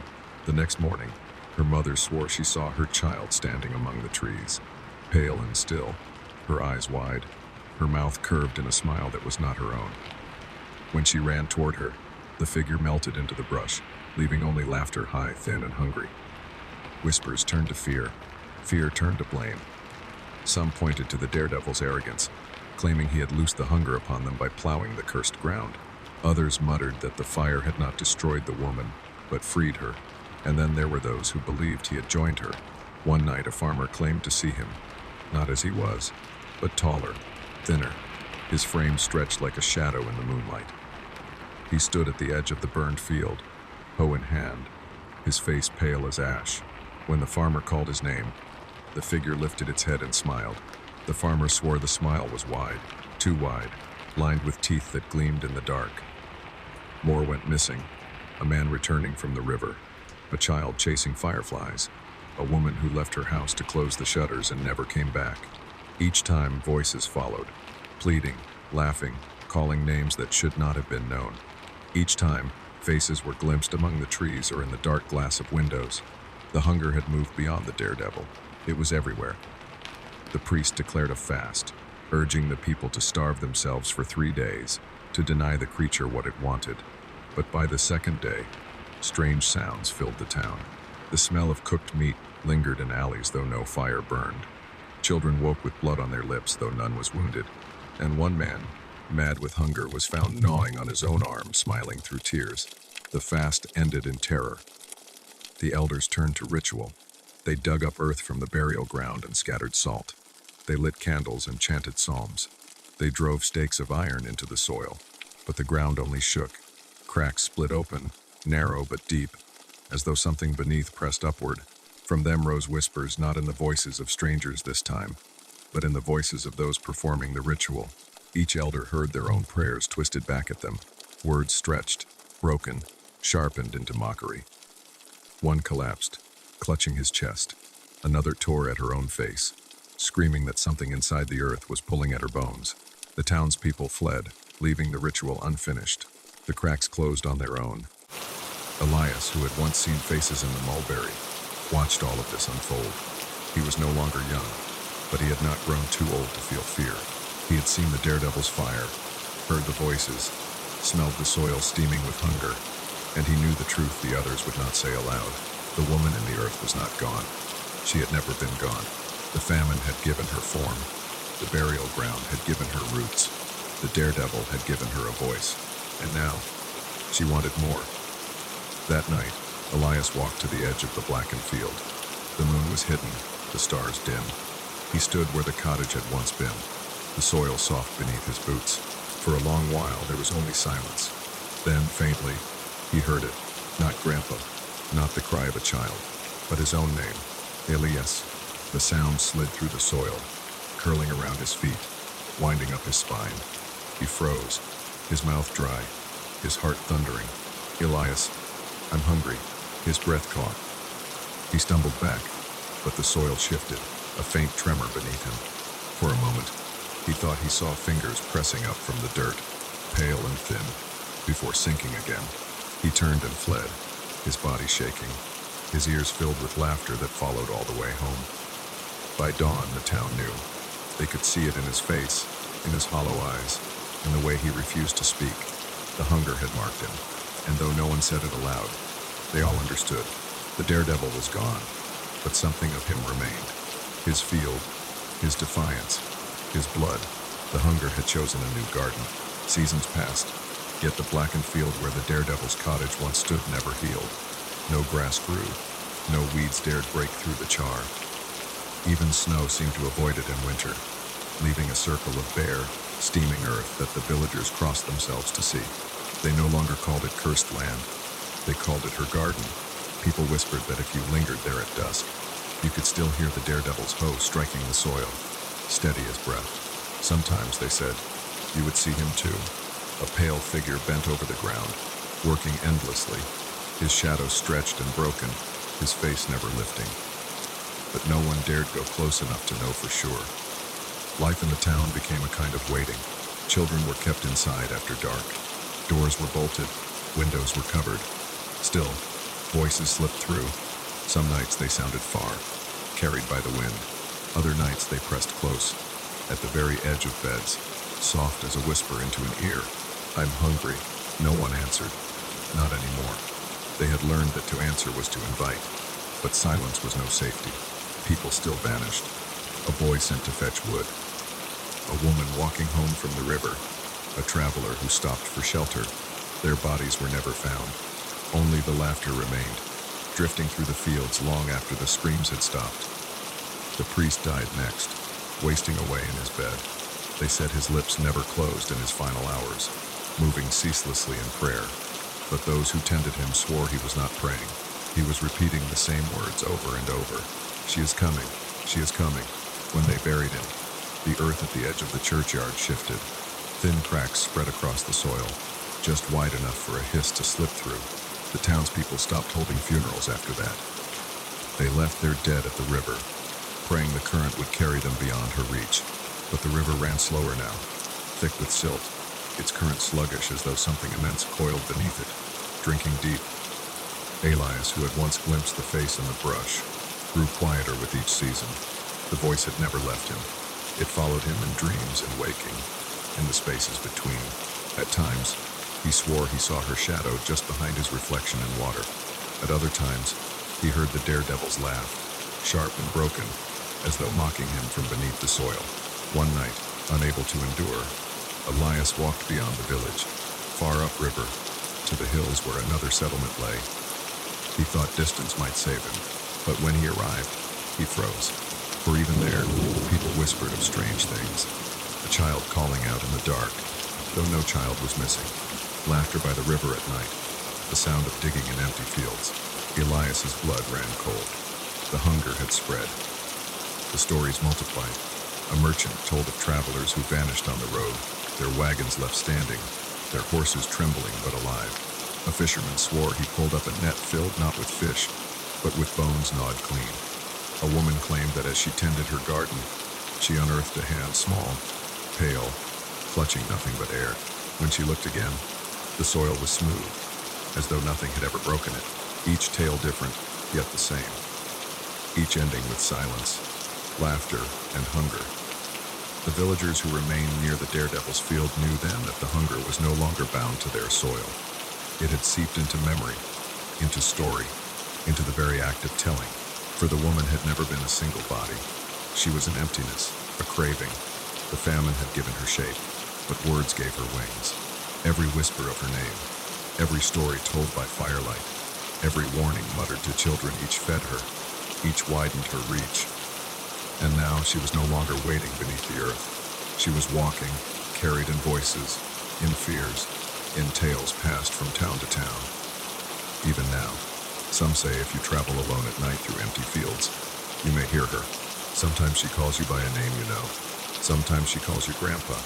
Sometimes she says nothing at all, only weeping until you step closer to comfort her. And if you do, you may glimpse a face in the weeds, pale, stretched, smiling too wide. What happens after? No one can say. The missing do not return, but the earth remembers.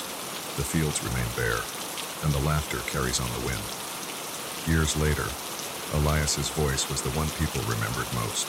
He never spoke of her directly, never told her story in full, but at night, he would sit by the fire and mutter, half to himself, half to anyone listening.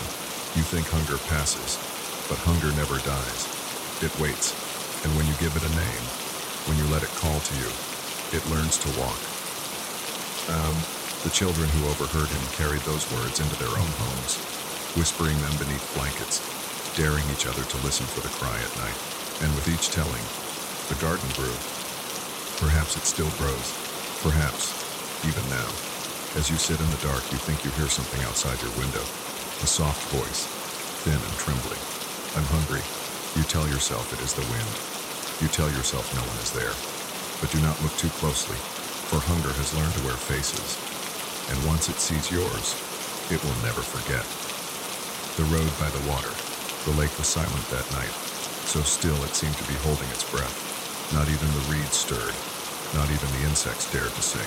The water stretched out black and unbroken, a sheet of darkness reflecting nothing, swallowing everything.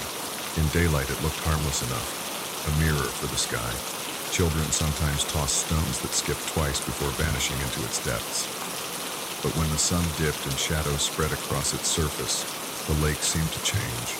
Its stillness became too perfect, its silence too deep, as though it were listening, watching, waiting. People in the nearby town avoided it after dark. They spoke of accidents, of men who walked calmly into the shallows and never came back. of women whose faces were found pale and twisted in terror days later, bobbing against the reeds. Most were never recovered at all, as if the water refused to give them back. The lake did not rage like the sea or rush like the river. It kept what it was given: a body, a secret, a scream. It made no difference. Nothing sank without leaving something behind. And if you listened closely on certain nights, you might swear you heard it. Laughter carried over the surface, glasses clinking, music, faint but insistent, a gathering where no gathering should be. That was the night the rider's engine failed. The rider had been on the road for hours, the hum of the engine his only companion. He liked night rides. The world was quieter then, emptied of people, filled instead with shadows and the steady growl beneath him. The lake was just another landmark on a familiar route, something he usually passed without a thought. But tonight, as he drew near the line of crooked pines that marked its edge, the machine stuttered. He twisted the throttle, frowning. The motor coughed, jerked, and went silent. The headlight flickered once, twice, and then darkness swallowed the road.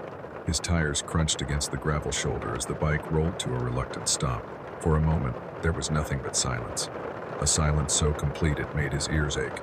No wind, no insects. Even the sound of the cooling engine seemed smothered. He swung off the seat, muttering under his breath, crouching to check the fuel line, the cables, the spark plug. All in order. Nothing broken, nothing out of place. And yet the silence pressed heavier.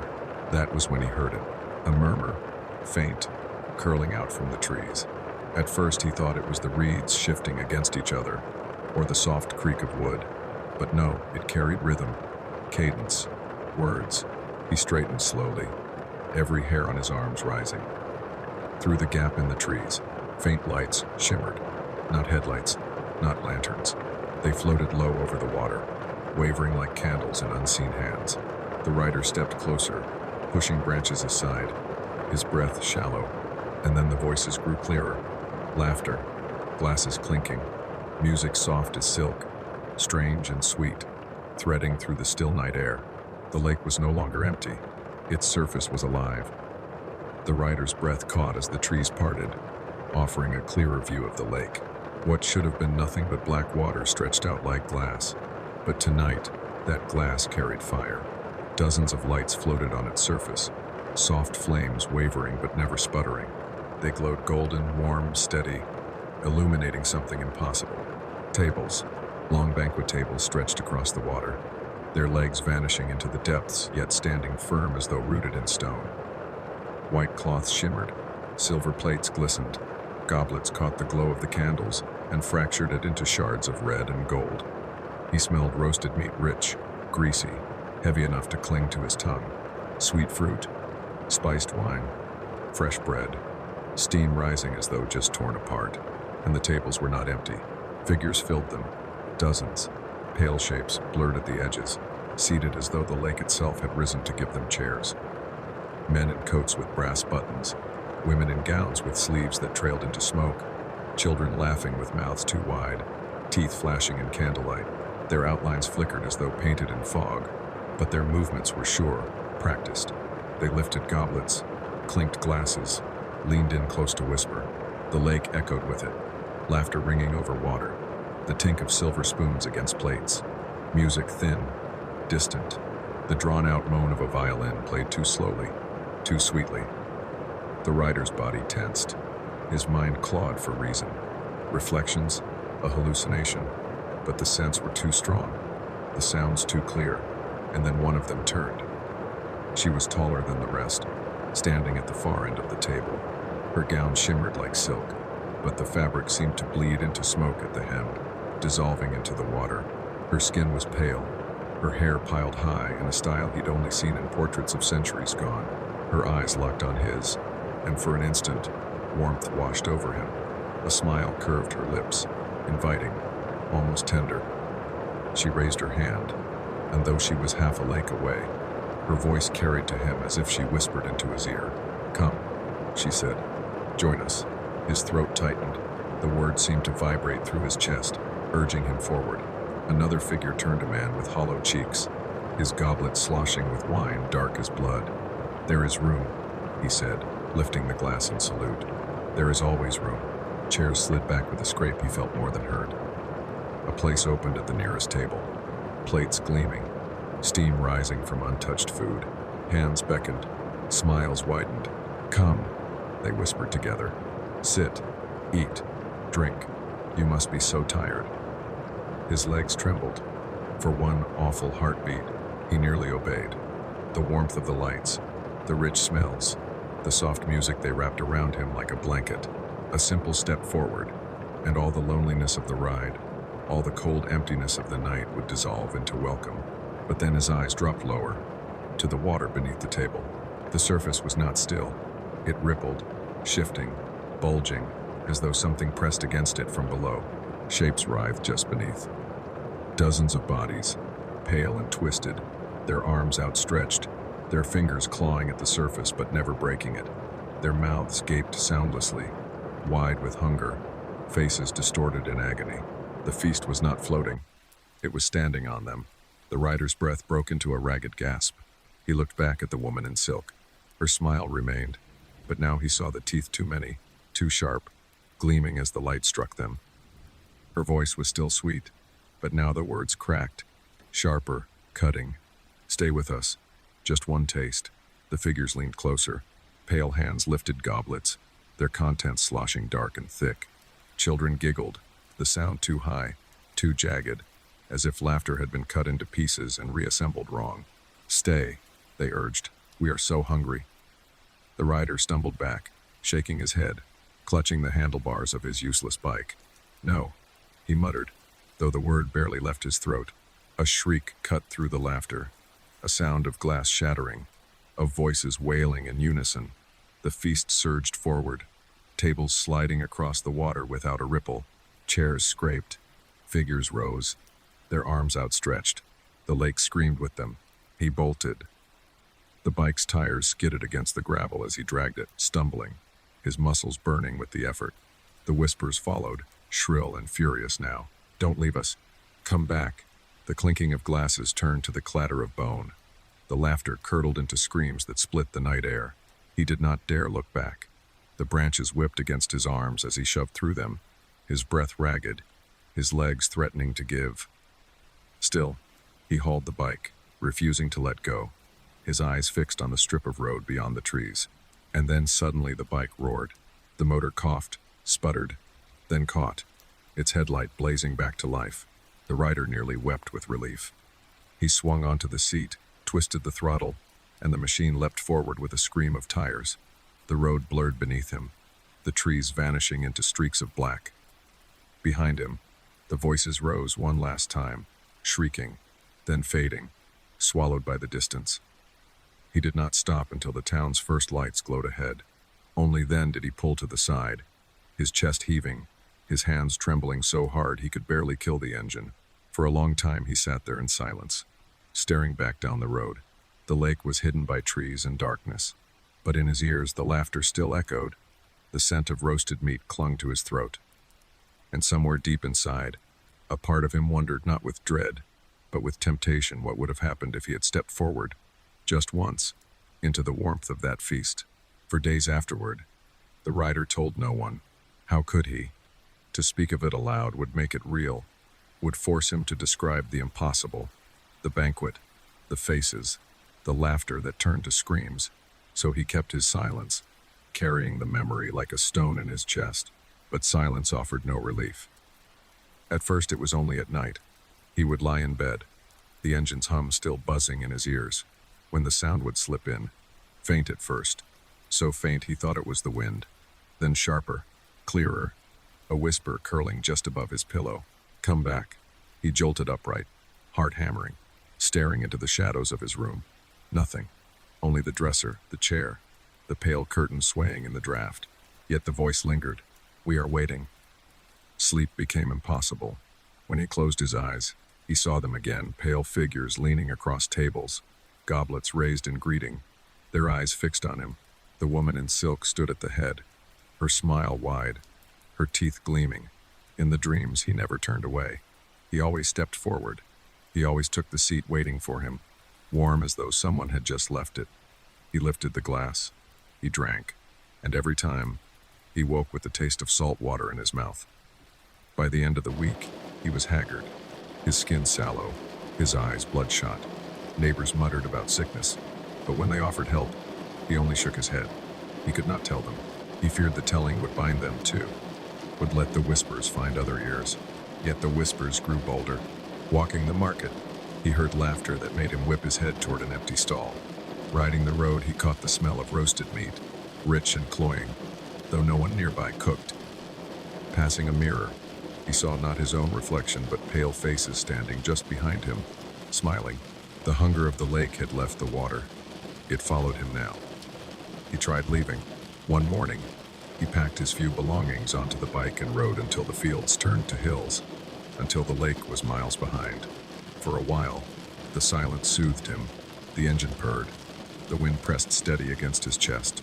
The road unrolled clean and bright. But by dusk, when he stopped to rest, he heard it again.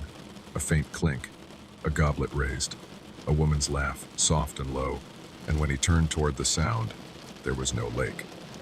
Only dry grass, swaying in the evening breeze. He fled back to town that night.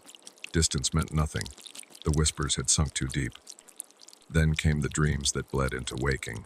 He would doze in his chair, lantern low, only to jolt awake and find the room transformed. Tables stretching wall to wall, goblets glimmering, pale figures turning toward him with knowing smiles. Once, he swore he saw the woman in silk step through his doorway. Not in smoke this time, but in flesh.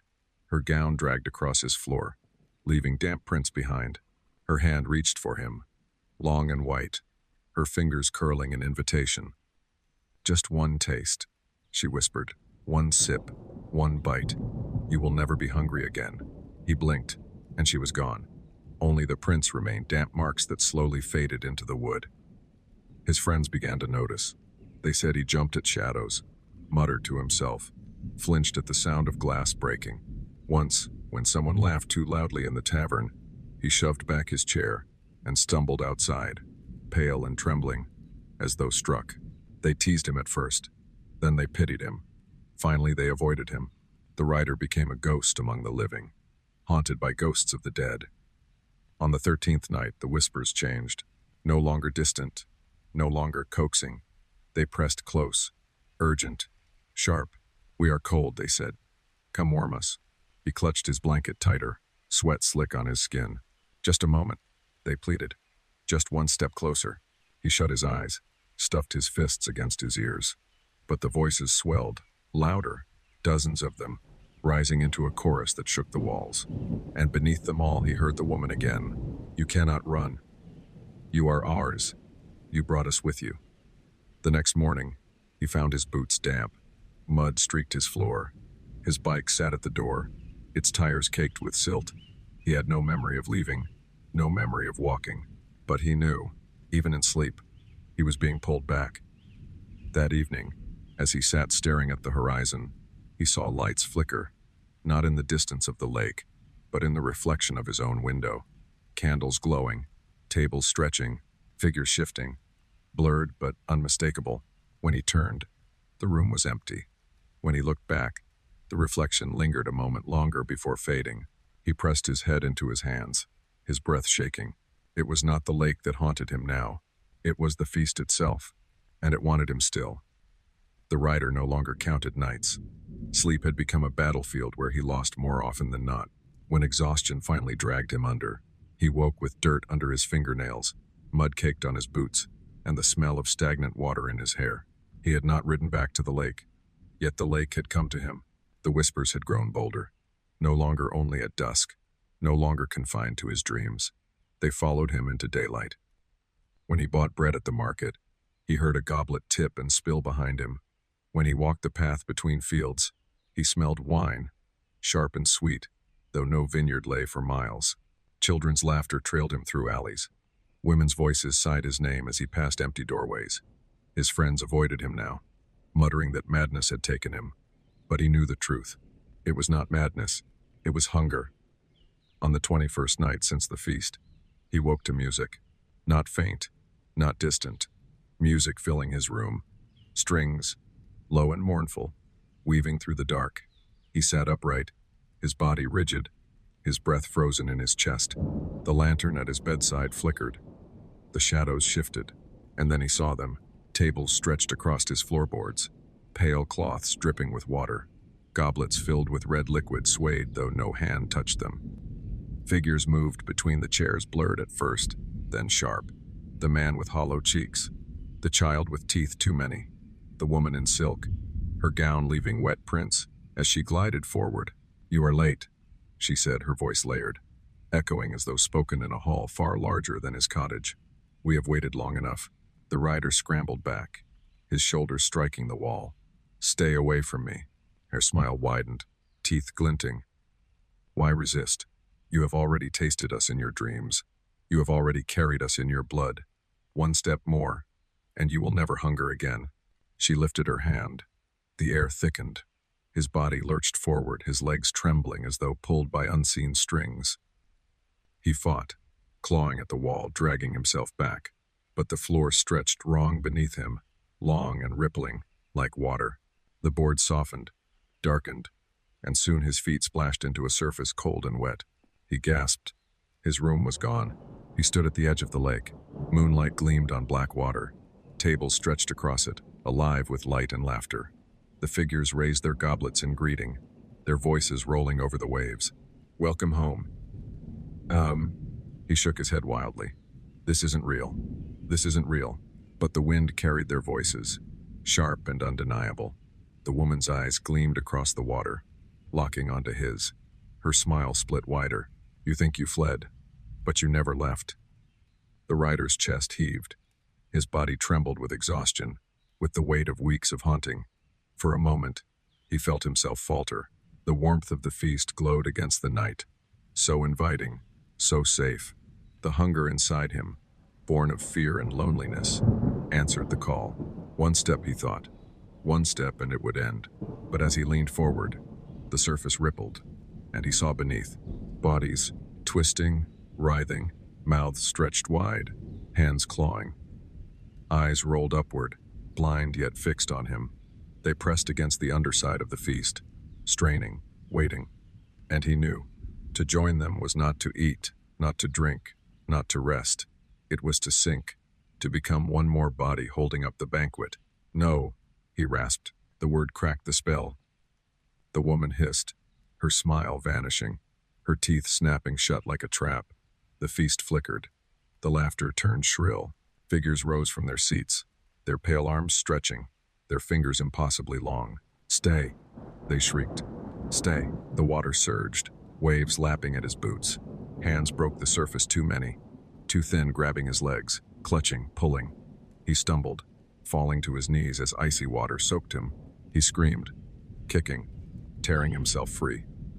The mud sucked at his feet, the hands clawed higher, their nails leaving burning scratches across his skin. He thrashed, gasping, the voices deafening, laughter splitting the air like knives. "Don't fight," they howled. "You are already ours." With the last of his strength, he hurled himself backward, dragging his body across the bank, clawing at the soil until his nails tore. The hands loosened. The water receded. When he looked again, the feast was gone. The lake lay black and still. The moon reflected on its surface, silent, calm. Only the scratches on his legs proved what had happened. Only the lingering scent of wine in the air. He collapsed on the bank, sobbing, his chest heaving with exhaustion. His body trembled, his vision blurred. But one thought pounded in his skull, clear and sharp. It would not stop. For even now, as he lay gasping on the earth, he heard them again, faint at first, then louder. "We are waiting." The voices curled inside his skull, no longer muffled by water or distance. They were inside him now, woven into his thoughts, his breath, his blood. The lake had touched him, and it would never let go. The rider never returned to the lake, or rather, he tried not to. He avoided the road that curved past the pines, refused to ride that way even in daylight. He left his bike untouched for weeks, walking instead, though every step carried the fear that his path might bend, without his consent, back to the water. But the voices did not fade. They lived in him now, soft at first, curling through dreams, then sharper, louder, slipping into every silence. When he tried to pray, they echoed the words back, twisted, When he spoke to others, he heard laughter under his own breath, as though someone else spoke along with him. He began to wonder if leaving the town mattered at all, for the lake was not bound to its banks. It had entered him, and through him, it could go anywhere. One evening, desperate for rest, he visited an old priest in a village 2 valleys away. The man listened quietly, his hands folded, his eyes hollow. "You think the lake is a grave," the priest said when the story ended. "But graves hold the dead. That water does not hold, it opens." The writer frowned, his body shivering though the fire was warm. "Opens?" The priest nodded. "It is not a resting place. It is a gate, a doorway for those who hunger. They sit at their table, waiting, feasting, but they are not content. They reach, they call, and sometimes they cross." The writer's throat tightened. "Then why me?" The priest's eyes flickered toward the window, toward the dark beyond. "Because you listened, because you looked. That is enough." From that night on, the whispers changed. They no longer begged him to come back. They promised they would find him. "You cannot hide," they sang. "Every lake is ours. Every still water is a door. You will see us again." And he did. He saw them in puddles after rain, faces blurred in the ripple. He saw them in the basin where he washed, pale hands reaching before the water swirled away. Once, passing a fountain in the market square, he caught sight of a goblet rising from the spray, brimming with red that was not wine. The world was full of mirrors for them. The rider grew hollow, his body gaunt, his eyes sunken. People whispered he was ill, cursed, touched by madness. Perhaps they were right. He no longer knew where waking ended and dream began. But he knew this. The feast would never release him. The table would always have a seat for him, no matter how far he fled. And somewhere deep inside, in the hunger that gnawed through fear, he feared he might one day sit. Years later, others told stories. A traveler swore that, crossing a mountain pass, he heard laughter echoing from a frozen tarn. Another claimed she saw candles drifting on a marsh where no fire should burn. Children whispered of voices by wells, calling their names in the dark. Each story different, yet the same. The lake had many faces, many doors. It was never just water. It was a threshold. Even now, you might pass one. A pond, silent under the moon. A reservoir that gleams too still. A roadside ditch filled with rainwater that seems deeper than it should be. You might hear a whisper, a clink of glass, a laugh that does not belong to the night. If you do not look too closely. Do not listen too long, for what waits beneath is not rest. It is not memory. It is not peace. It is hunger, patient and endless. And once it has spoken to you, it will never forget. So if you ride alone and your engine dies by a body of water, do not trust the silence. Do not trust the lights you see glimmering where no lights should be. And above all, do not take the seat that is offered to you. Because if you do, you will not be a guest. You will be the feast. The woman and the triangle. The town had always feared the triangle. It was not marked on maps, not outlined in fences, but everyone knew where it lay. 3 roads met in a crooked patch of ground just outside the churchyard, forming a shape too sharp, too unnatural. Grass grew thinner there. Animals balked at crossing it. At night, even drunks staggered the long way around rather than step through. Some said the land had been cursed by an old execution, the blood seeping into the earth and souring it forever. Others claimed a woman had been buried upright at the center, her head severed, her soul trapped, doomed to wander. Whatever the truth, the elders had a rule: do not cross the triangle after dark. If you must, quicken your pace. Do not look at anyone who might be standing there. The young often laughed at the warning, until the night came when one of them did not laugh. Her name was Mara. She had given birth only weeks before, her body still aching, her mind heavy with sleepless nights. That evening she had stayed later than usual at her sister's, who lived across town. The baby fussed, the hours slipped, and by the time she began the walk home, the church bell had already tolled midnight. The streets were near empty, windows shuttered. Only the wind moved, carrying with it the faint smell of rain. Her path cut straight through the triangle. She hesitated at the edge. The road bent sharply around it, longer but safer. Her child stirred against her chest, whimpering, and she thought of the hour, of the long walk, of the ache in her legs. Just a few steps across, she told herself. Just a patch of ground, nothing more. She adjusted her shawl, held her baby close, and stepped into the triangle. The air changed. It was not colder, not warmer, only wrong. The sound of her footsteps dulled, swallowed. The baby grew silent, his small body stiff against her, eyes wide open, as though watching something she could not see. Halfway across, Mira stopped. Someone was there. A woman stood at the far side, in the center of the road. Her dress fluttered faintly, though the wind had stilled. Her hand was raised, palm open, fingers curling in a beckoning wave. Mara squinted through the dim. She did not recognize the figure. The dress looked old-fashioned, stitched in heavy folds. The color leached pale by the night. The hand waved again. Mara's throat tightened. She glanced down at her child, then back at the woman. Perhaps she needed help, she thought. Perhaps she was lost, or hurt. Against every whisper of instinct, Mara took a step forward. The figure did not move. Another step. Still the hand waved. Slow, deliberate, as though inviting her closer. Mara's chest grew tight. Something about the stillness, the way the woman's body did not sway, did not breathe, it scraped at her nerves. But her legs carried her forward anyway. One careful step after another. She reached the center of the triangle, and that was when she saw it. The woman had no head. Her dress rose to a collar, but above it there was nothing. No face, no mouth, no eyes, only air. Dark and empty, yet the hand still waved. Mara's body locked. The world tilted. She clutched her child tighter as her knees buckled, the scream never leaving her throat. Darkness rushed in, swallowing her before she struck the ground. When she woke, she was lying at the edge of the road, her child still in her arms, unharmed, though his tiny face was frozen in a silent cry. Neighbors crowded over her, whispering, crossing themselves, refusing to step closer to the triangle. Mara told them what she had seen, her voice trembling, breaking.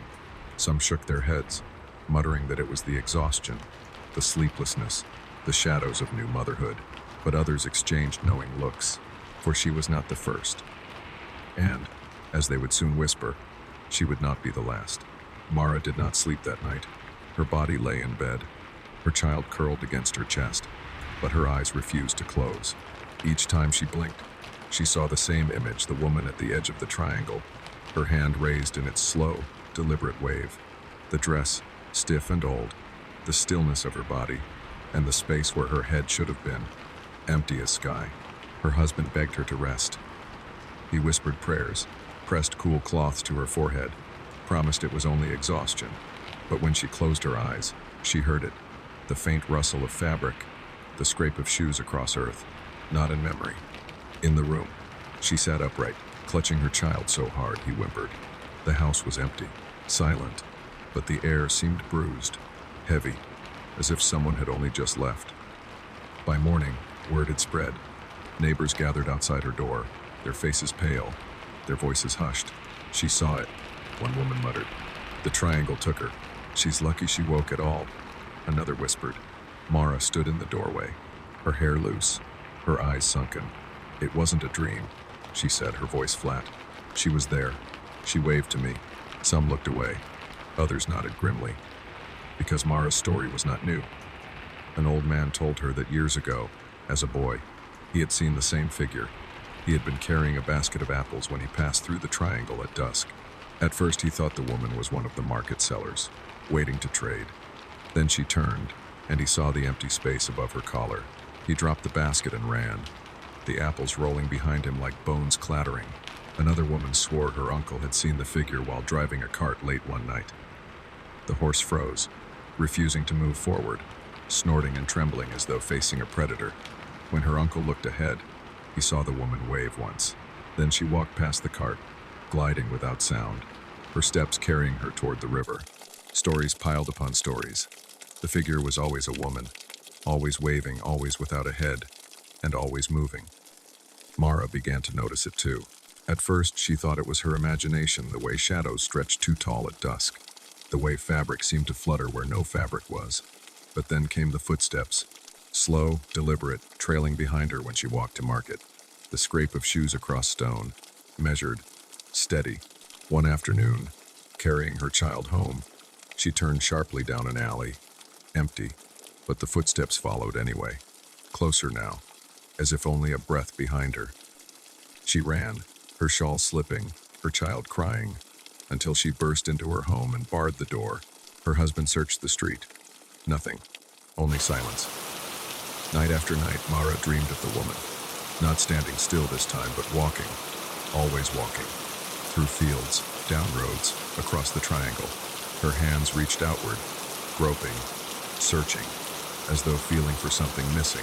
Sometimes, in the dreams, Mara stood in her way, and every time, the headless figure reached toward her face. She woke drenched in sweat, the phantom touch still prickling across her skin. Others in town began to whisper that the figure had grown restless. People reported glimpses at the edge of their vision on bridges, in doorways, by wells. One boy claimed he saw her in the churchyard, her pale dress trailing across the graves. "She is searching," the old man muttered, his voice shaking. "She has searched for years, and she will not stop until she finds what she lost." When someone asked what that was, the old man only crossed himself. Mara knew. She felt it in the way the figure's hand reached, not just waving, but beckoning. She felt it in the way the dreams ended, the faceless body leaning close, the cold fingers brushing her cheeks. The headless woman was not warning her. She was not even haunting her. She was hunting, looking for a head to wear. And Mara feared, deep in her bones, that the night she fainted, she had lain too long on the cursed ground, long enough to be chosen, long enough to be marked. Because now, wherever she walked, she swore she felt the same presence drifting just behind her shoulder. And when she caught her reflection in the wash basin, just for a heartbeat, she saw herself headless. Mara tried to live as though nothing had changed. She went to market, though she kept her head bowed. She nursed her child, though her hands shook. She slept, though the dreams never left her. Every hour, she forced herself to act as though she were untouched, unmarked, unafraid. But the act crumbled quickly. The triangle was not just a patch of ground anymore, it was inside her. The air around her always seemed too still. Shadows lengthened in unnatural ways. When she passed an empty room, she felt watched. When she looked into glass, she sometimes saw her reflection tilt its head, except there was no head to tilt. The others noticed. They whispered that she looked hollow, thinner, her cheeks drawn sharp. Her baby grew restless too, fussing at all hours, staring at corners as though someone stood there. One night, when the child wailed inconsolably, Mara lifted him to her shoulder, pacing the room. The lantern flickered, the shadows swayed, and then, in the corner, fabric moved. A pale dress, soaked at the hem. Mara froze. Her throat clenched, her chest locked tight. The dress shifted again, as though a body stood within it, though no head crowned its shoulders. One arm rose, slow, deliberate, the hand extended toward her, fingers curling, reaching. Her baby screamed. Mara stumbled back, clutching him, pressing her spine to the wall. "Stay away," she whispered, her voice breaking. The hand reached further. The lantern died. Darkness swallowed the room. And in the dark, the sound of footsteps filled the floorboards, measured, steady, each step drawing closer. Mara's breath came ragged. Her baby's cries pierced the night. But she could not move, could not scream. The air pressed thick around her, heavy with the smell of damp earth, of old fabric left too long in a grave.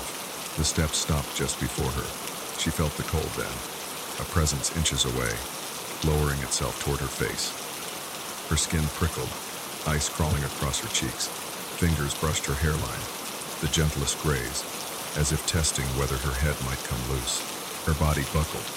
A whimper escaped her lips, and then the baby shrieked louder than ever, a sound so piercing it shattered the silence.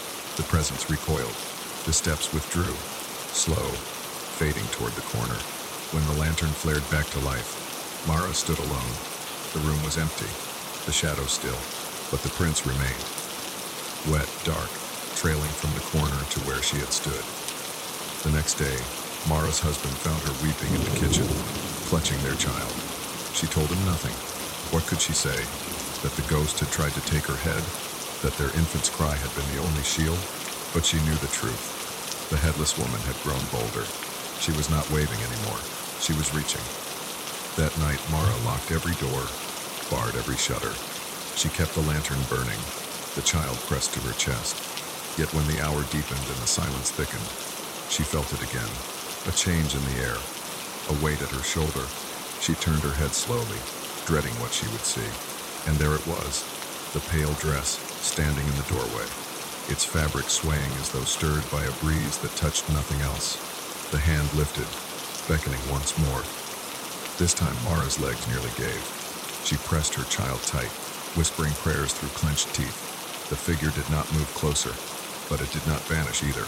It stood there, waiting, patient, as though it knew Mara's strength would fail eventually, as though it had all the time in the world. And deep in her bones, Mara understood. The headless woman was no longer content to wander. She was hunting in earnest now, and sooner or later, her hand would close. For weeks, Mara told herself she was alone in her torment, that what she saw, the pale dress, the wavering hand, the dark space where a face should be, belonged only to her. But whispers began to spread. At first they were fragments, a farmer's wife refusing to fetch water after dusk, a child waking from nightmares, screaming of a woman without a head, a shopkeeper who swore he saw someone standing at the edge of his window, though the street outside was empty. By the second month, the fragments had become patterns. The headless woman was no longer tied to the triangle. She walked the town. One night, a man returning from the tavern swore he saw her gliding along the road, her gown dragging against the stones, leaving no sound. He fell to his knees, drunk courage drained from him, and closed his eyes. When he opened them, she was gone. But his hair had gone gray at the temples overnight. A baker's apprentice reported seeing her in the reflection of the bakery's window. He claimed she was standing behind him, one hand raised, beckoning. When he spun around, flour clouding the air, the room was empty, but the window retained her outline for days, a faint shadow that refused to fade. In the churchyard, mourners gathered for a burial claimed they saw the dress among the gravestones. She did not move. She only stood, hand raised, as though reminding them that every grave was hers to walk through. The town grew restless. Doors were locked earlier. Windows were nailed shut. The church bells tolled longer into the night. People carried charms, salt sewn into pouches, iron nails in their pockets, crucifixes pressed tight to their chests. Yet none of it stopped her. She did not fear salt. She did not fear iron. She did not fear prayer. She only walked. Slow, steady, patient. Mara knew the truth more than anyone. The woman was searching. Each encounter was the same. The hand beckoning, the body drifting closer, the emptiness above the collar hungering for something to fill it. Mara feared it would be her head that completed the figure, but perhaps it could be anyone's. The baby grew sickly, restless, his eyes following things Mara could not see. At night he cried when the footsteps passed outside, as though he knew the woman lingered just beyond the door. Mara's husband, once skeptical, began to change. He confessed one morning that he had woken to find the baby's cradle rocking on its own. He had rushed to stop it, only to feel a cold hand brush against his arm. When he looked down, there were no fingers, no skin, only a wet imprint smeared across his sleeve. "I believe you," he whispered to Mara, his voice shaking. "God help us, I believe you now." The elders gathered in secret, arguing by candlelight. Some said the land must be exorcised. Others claimed the figure was not a ghost at all, but something older, something born of the triangle itself, feeding on fear. One elder slammed his fist on the table. "You cannot banish what has no head," he said. "Where will the prayers strike? Where will the blade fall?" They had no answer. The sightings spread further. Travelers passing through claimed to see her at the edge of their camps. Merchants swore they heard footsteps behind their wagons, though the road was empty. One night, a child went missing. When they searched, all they found was her doll lying in the center of the triangle, its head torn clean off. The town grew quieter after that. Conversations hushed, glances quick, prayers muttered under breath. Fear no longer lived in whispers. It had settled over every house, heavy as fog. Mara walked the streets like a shadow of herself, her child pressed tight to her chest. She was no longer alone. Wherever she went, she saw the same hollowness in other faces, the look of those who had glimpsed the figure, who knew what it meant to stand in her path. She understood then. The headless woman did not haunt one family, one person, one place. She was everywhere, and she was still searching. One evening, as the sun bled into the horizon, Mara saw her again. Not in the triangle, not in her home, but in the marketplace, standing among the stalls, her gown fluttering though the air was still. The crowd parted, terrified, yet none dared to flee. The woman raised her hand, the same beckoning wave, but this time her other arm lifted too. Both hands reached outward, stretching toward the faces in the crowd, toward Mara, toward the baker, toward the children clutching their mother's skirts. She was not choosing anymore. She was inviting them all. The town no longer pretended. They stopped calling her a rumor, stopped insisting she was a trick of the night. The headless woman was real, and she walked openly now.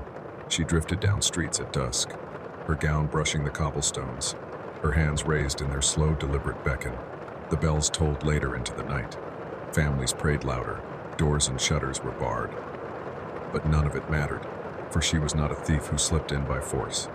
She was a presence, and presences could not be locked out. Mara had grown hollow. Her eyes, once bright, were rimmed with shadow. Her voice was low, her steps heavy, yet she carried on for her child, who clung to her, wide-eyed, as though he too knew the figure lingered near. Sometimes she thought of fleeing, but where? Others told of glimpses beyond the town on the river road, in the meadows, even in the fields miles away. The figure had no borders. She would walk wherever she wished. There was no escaping someone who needed only to stand and wait. One evening, Mara dreamt she stood in the triangle again. The ground beneath her feet was damp, the air thick, and there she was, the woman, headless, standing only a few steps away. But this time, the dream was different. The woman did not wave. She reached for Mara with both hands, her fingers trembling. The gesture was not violent. It was pleading. "Help me," the hands seemed to say. "Complete me." Mara woke with tears on her face, her child wailing beside her. She pressed him to her chest and whispered prayers until dawn. But the dream lingered, coiled inside her, refusing to fade. As days passed, she heard others speak in the same hushed tone. "I saw her at the river. She lifted her hands as though begging. She stood by my door, not threatening, only waiting. She is searching," the old man said again. But now his voice cracked with something softer than fear. Perhaps she does not want to harm. Perhaps she only wants back what was taken. The idea wormed into Mara's mind. What if it was true? What if the headless woman's endless wandering was not vengeance, but desperation? What if the reaching hands were not to strangle, but to claim what she had lost? And what if, in the dark, when Mara had fainted, she had been chosen for that role? The next time Mara saw her, it was not in the triangle, nor in her home, but at the edge of the churchyard.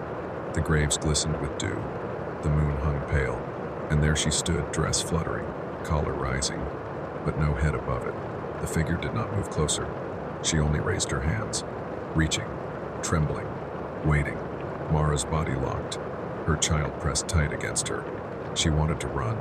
She wanted to scream, but another feeling stirred, unwelcome, undeniable, pity. The woman was incomplete. She was not whole. The thought haunted Mara long after she fled. It haunted her when she looked in the mirror and swore she saw her reflection tilt wrong. It haunted her when her child stared at the corner, following something unseen, and she knew sooner or later the figure would reach again. And what then? Would she run, as always? Would she faint, as before? Or would she surrender, allow the cold hands to touch her face, to press, to claim? Would the woman finally have a head? Would Mara still be Mara? The town lives with this question still. Some say the figure walks less often now, as though her search is nearly done. Others whisper that Mara no longer leaves her home at night, and when she speaks, her voice sounds different, lower, softer, as though another tongue moves within her mouth. No one knows for sure, but all agree on this.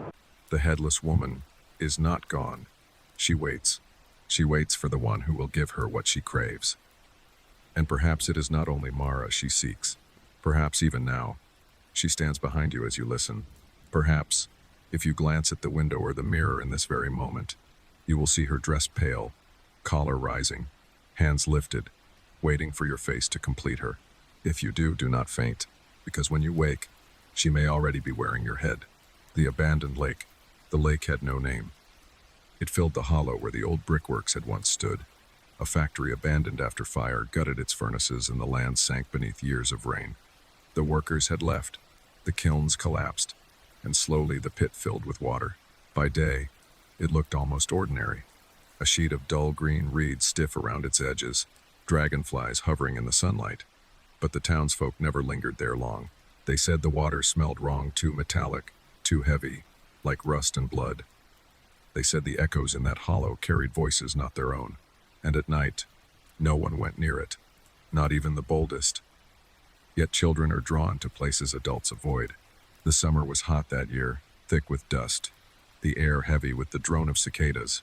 Two boys, Samuel and Peter, wandered to the lake one afternoon, their shirts sticking to their backs, sweat darkening the rims of their caps. They had heard the warnings, of course. Everyone had, but warnings are invitations to the young. The surface looked cool, inviting. They dared each other, laughing, stripping off shoes, wading in first to the knees, then the chest. The water bit cold against their skin, far colder than it should have been beneath such a hot Sunday, but the shock thrilled them, and soon they were swimming, splashing, shouting, their voices bouncing against the ruined brick walls that still jutted from the earth like broken teeth. For a while it was only fun. Samuel dived, resurfaced, flung water in Peter's face. Peter splashed back, their laughter ringing. They floated on their backs, staring at the sky, clouds drifting slow and white. But then Samuel frowned. "Do you hear that?" he asked. Peter treaded water, listening. At first there was nothing, only the ripple of their movements, the call of a bird overhead. But then, faintly, he heard it too. A voice, low, carrying, "Come closer." Peter spun, heart jolting. No one was there, only water, reeds, the jagged brick ruins. Samuel's face had gone pale. It sounded like a man. They turned slowly in the water, straining their eyes. And then they saw them. Two figures stood in the middle of the lake, a man and a child. They should have sunk. The water was deep there, too deep for anyone to stand, but somehow they remained upright, their bodies barely rippling the surface. The man's arm rested on the boy's shoulder, his smile faint, almost tender. Both lifted their hands in greeting. "Come," the man called, his voice clear across the water. "Don't be afraid." The boy echoed him, his smile wide. "Come here, we'll play together." Samuel's chest tightened. "Peter, we should go." But Peter hesitated. There was nothing threatening in the voices. They were kind, warm, the sort of words a father might speak to a guest at his table, the sort of words a boy might say to a new friend. For a moment, Peter almost obeyed. His arms moved, as if to swim closer. Samuel grabbed him. "No, don't." The figures still smiled, still beckoned. "Come," they said again. Together this time, voices overlapping like a hymn. "Stay with us. Just a little while." The water grew colder. Samuel felt it first, a chill sinking into his bones, numbing his legs. Peter's lips trembled as his teeth began to chatter. The lake seemed to darken, the surface swallowing the sunlight, the ruins looming sharper and taller. Samuel's instincts screamed. He shoved Peter toward the shore. The figures did not move. They only watched, smiling, their arms outstretched, their words following the boys as they splashed desperately for land. "Don't be afraid. We'll keep you warm. We'll keep you safe." But the water fought them. It dragged, pulled, thick and heavy. Samuel's lungs burned. Peter slipped once, twice, his head vanishing beneath the surface. Samuel yanked him up, gasping, choking, the shoreline still too far. And all the while, the voices hummed. "Stay. Stay with us." When Samuel's feet finally struck mud, he dragged Peter the rest of the way, collapsing onto the bank. They lay there shivering, coughing, their skin pale and lips blue. The lake rippled softly behind them. The figures were gone. Only silence remained. Samuel turned to Peter, but his friend's eyes had rolled back. His chest rose shallow, then stopped. Samuel shook him, screamed his name, pressed his hands against him as he had seen adults do, but nothing worked. Peter lay still. The lake gleamed, flat and calm, as though it had taken nothing at all. Hours later, when villagers came running, they found Samuel half-conscious beside the body of his friend. He muttered as they carried him back, his voice cracked and hoarse. They asked me to come. They wanted me too. Samuel did not remember being carried home. He remembered only fragments, his mother's hands trembling as they touched his soaked hair, the voices of men shouting, the heavy silence as they laid Peter's body down on a wooden table. After that, darkness. When he woke, it was near dawn. His throat burned, his chest ached, and his skin still smelled of the lake metallic, sour, like something spoiled. He tried to rise, but his mother pressed him back, whispering, "Rest, child, rest." But Samuel could not rest. Not with Peter gone. Not with the memory of those figures still rising before him every time he closed his eyes. When the elders came to question him, Samuel told them the truth. They were standing in the water, he whispered, his small hands twisting the blanket. A man and a boy. They smiled. They called us. They said to come. They said they would keep us safe. The room fell silent. The men shifted, glancing at one another. One muttered that Samuel was feverish. Another crossed himself and refused to meet the boy's eyes. But Samuel pressed on. His voice cracked, urgent. They were real. They spoke. Peter heard them too. He wanted to go. His mother began to weep quietly in the corner. By evening, the town was murmuring. Some dismissed Samuel's words as the ramblings of grief, but others remembered. The old stories had never truly died. Years ago, before the factory burned, before the pit filled with water, there had been a drowning, a man and his young son. They had wandered too close to the river one spring, when the rains had swollen it into a rushing torrent. By the time help came, both were gone, their bodies swept away. The villagers buried what they found. A sodden boot, a scrap of cloth. They prayed, lit candles, and moved on. But whispers lingered that the two were never at rest, that the water had kept them. Now, with Samuel's story, those whispers returned in full force. An old woman claimed she had seen shapes moving beneath the lake's surface on still nights. Too large for fish, she said, her voice shaking. Too smooth. They looked like people. A miller admitted he once heard laughter drift across the water when no one was there. Even the priest confessed, reluctantly, that he had felt watched when walking near the ruins, as though eyes followed him from beneath the surface. Piece by piece, the fragments wove together. The man and the boy had never left. Samuel grew restless under the weight of their stares. Children avoided him. Adults hushed their voices when he passed. At night, he dreamt of Peter's hand slipping beneath the surface, of the smile on the boy's face and the lake wide, too wide, as though he had already joined them. Sometimes Samuel thought he heard Peter's voice calling him from outside the window. "Sam, come play."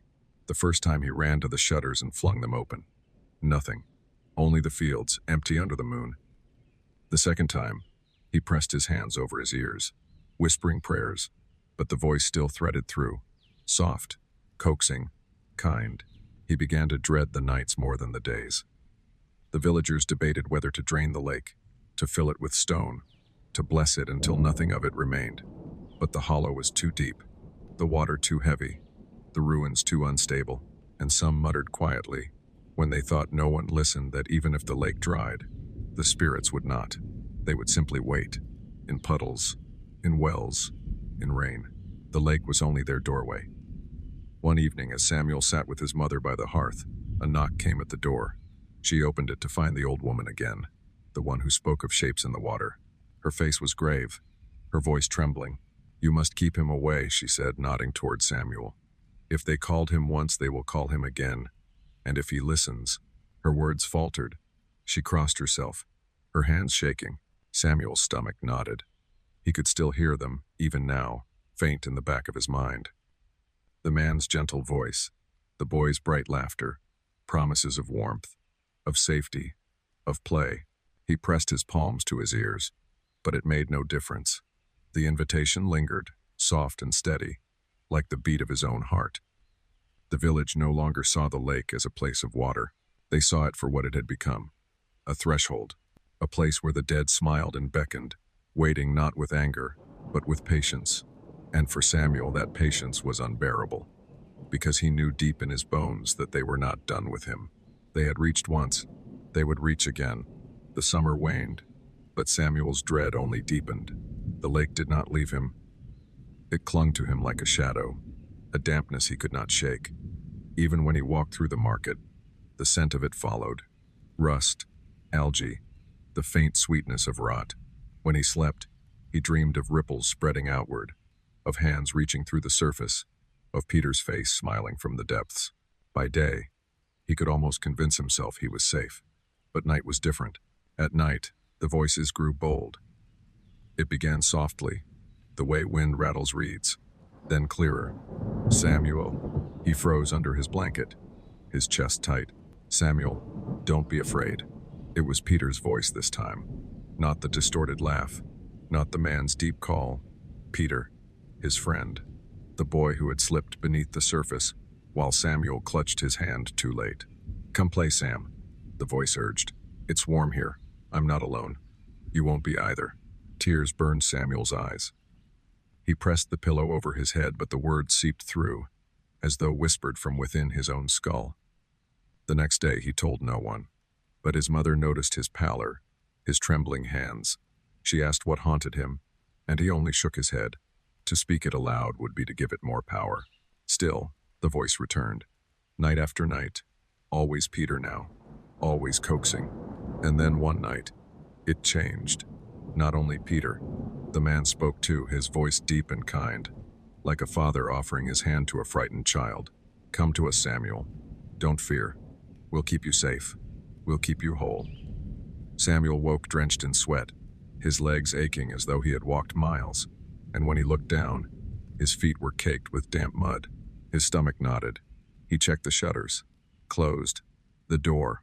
Bolted. Yet somehow, in sleep, he had walked. Or worse, something had carried him. The elders began speaking of the boy behind closed doors. Mara's husband overheard them in the tavern. Samuel had been marked, chosen. If the dead had fixed on him, they would not release him. Some argued he should be sent away, to relatives in another valley. But others muttered that distance would not matter. The lake was not water. It was a gate. Gates could open anywhere. The night had happened. The moon was hidden behind a thick blanket of cloud. Samuel lay awake, his eyes burning, his chest tight. He thought if he forced himself not to sleep, he could resist. But exhaustion pressed heavier and heavier, and at last, his eyelids sank. He dreamed of the lake again, but this time it was not distant. He was standing at its edge, barefoot, the ruins rising black around him. The water gleamed dark and still, and in its center stood Peter. Sam, Peter said, smiling. It's time. Come. Behind him, the man lifted his hand in greeting.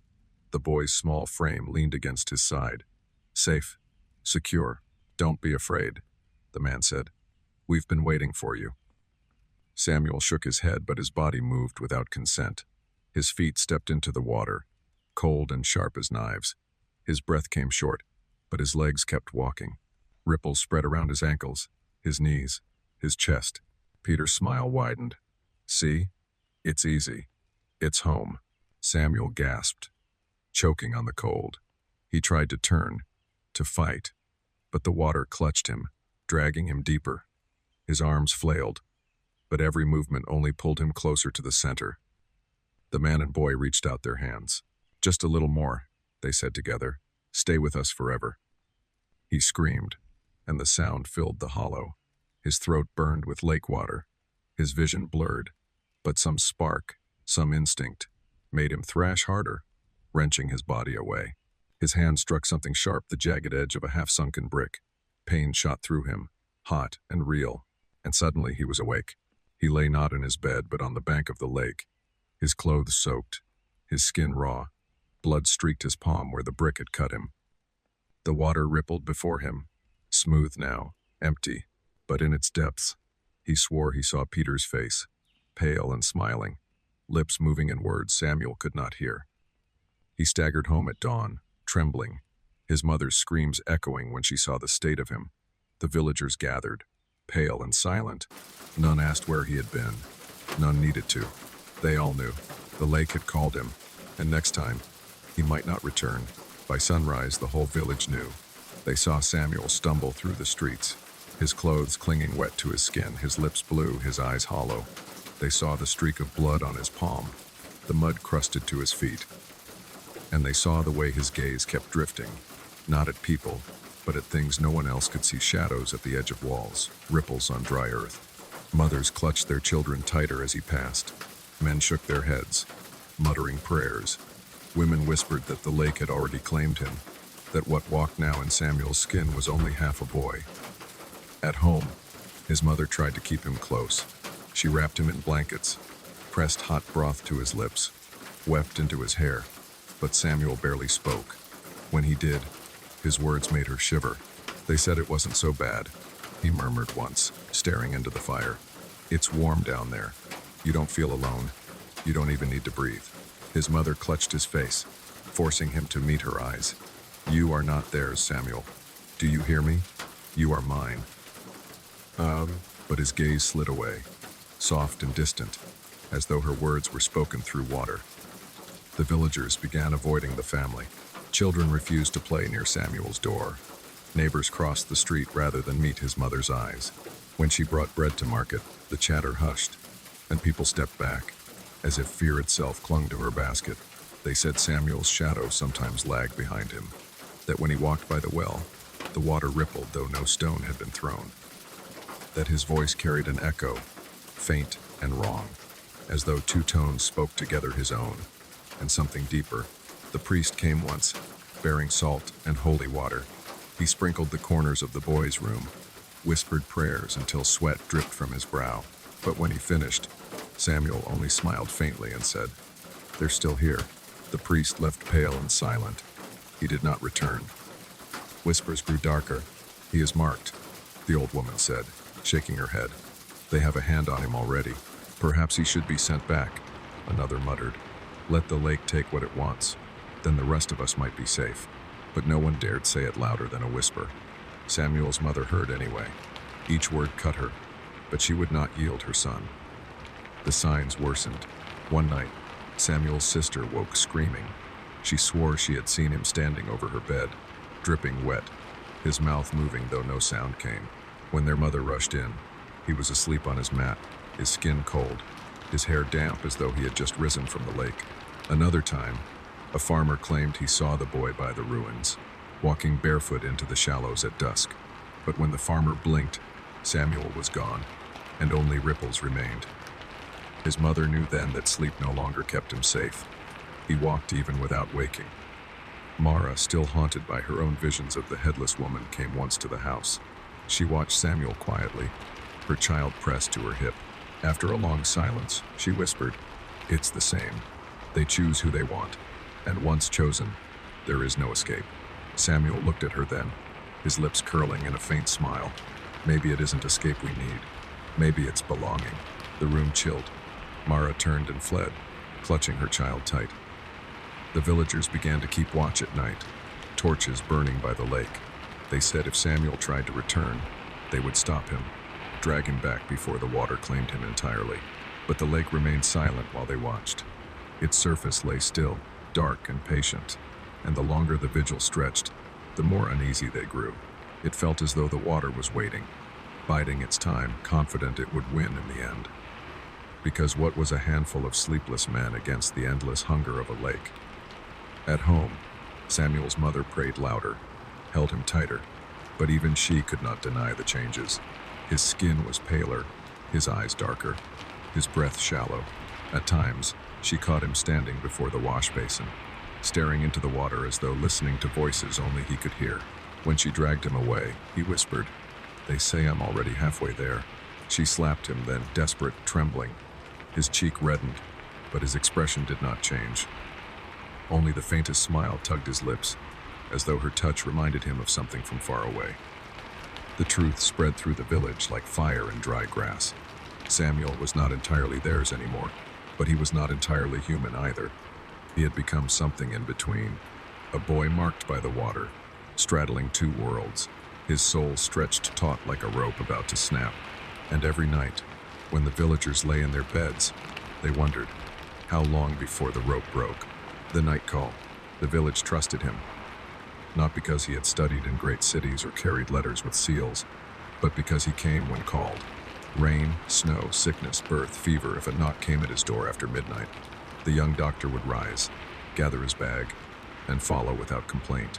He had delivered children into the world, stitched wounds, calmed fevers, and watched with quiet patience when no medicine could help. The people whispered he was touched by something holy. Others said he was simply brave. Either way, he walked the night roads more than anyone else, his lantern swinging, his boots crunching gravel, his mind steady, until the night that changed him. It was late autumn, the air damp, the moon smothered in clouds. The doctor had just banked his fire when the knock came. 3 raps. Slow. Even. He opened the door to find a man waiting, a stranger. His face was pale, his coat long and dark, his eyes glinting strangely in the lamplight. "My child," the man said. His voice was smooth, almost too smooth, carrying no tremor, though the night was bitter cold. "He is ill. Will you come?" The doctor hesitated. He knew most faces in the valley. This one was unfamiliar, but the man's expression was urgent, and duty was duty. He gathered his satchel, lit his lantern, and followed. The road wound longer than he expected, past the familiar cottages, past the mill, into fields he rarely crossed. The stranger walked ahead, his pace steady, his coat trailing just above the dirt. He never looked back to see if the doctor followed, but somehow always kept just within the circle of lamplight. At last they reached it, a house he had never seen before. It sat hunched among crooked trees, its timbers dark, its windows faintly glowing as though from candles deep within. The air smelled damp, the way basements smell when rain seeps through. The stranger opened the door without a sound. "This way." Inside, the air pressed close. The walls leaned inward, the ceiling low. The doctor's lantern caught on old beams, warped and bowed. A single hallway stretched ahead, lined with doors that seemed too many for the size of the house. At the end of the hall lay a room. The child was there. He lay on a narrow bed, his face pale, his lips trembling with shallow breaths. His eyes fluttered, half open, as though caught between fever and dream. A woman sat at his side, her hands folded, her face hidden in shadow. "Please," the man said. He gestured toward the child. "Help him." The doctor set down his satchel, his hands practiced. He opened his vials, checked his cloths, prepared to soothe fever, as he had so many times before. He leaned close, brushing damp hair from the child's forehead. The skin was clammy, the pulse faint. He pressed his hand against the brow, cool, too cool for fever. His other hand cupped the child's jaw, tilting the face gently to check the throat. And then he saw it. The child had no palate, no arch above the tongue, no curve of bone or flesh, only emptiness, dark and smooth, as if the mouth led not to a body, but to a void. The doctor froze. His breath hitched. He pulled back, his lantern trembling in his grip. The woman in shadow did not move. The man at the door did not blink. The child opened his eyes then, wide, too wide. His lips curved into something like a smile. "Stay," the child whispered, but the sound did not come from his throat. It came from everywhere at once behind the doctor, within the walls, under the floor. The house seemed to exhale, the air thickening with damp, with rot, with something older than sickness. The doctor staggered back. His satchel fell, bottles clinking. He turned toward the door, but the hallway had changed. The walls seemed longer, the doors multiplying, stretching into a passage that swallowed his lamplight. Behind him, the child sat up in bed. The void of a mouth opened wider, wider. The whisper returned, layered now, many voices woven into one. "Stay. Join us. Help us." The doctor ran. His boots struck the floorboards, his lantern swinging wildly, the hall pulling him deeper.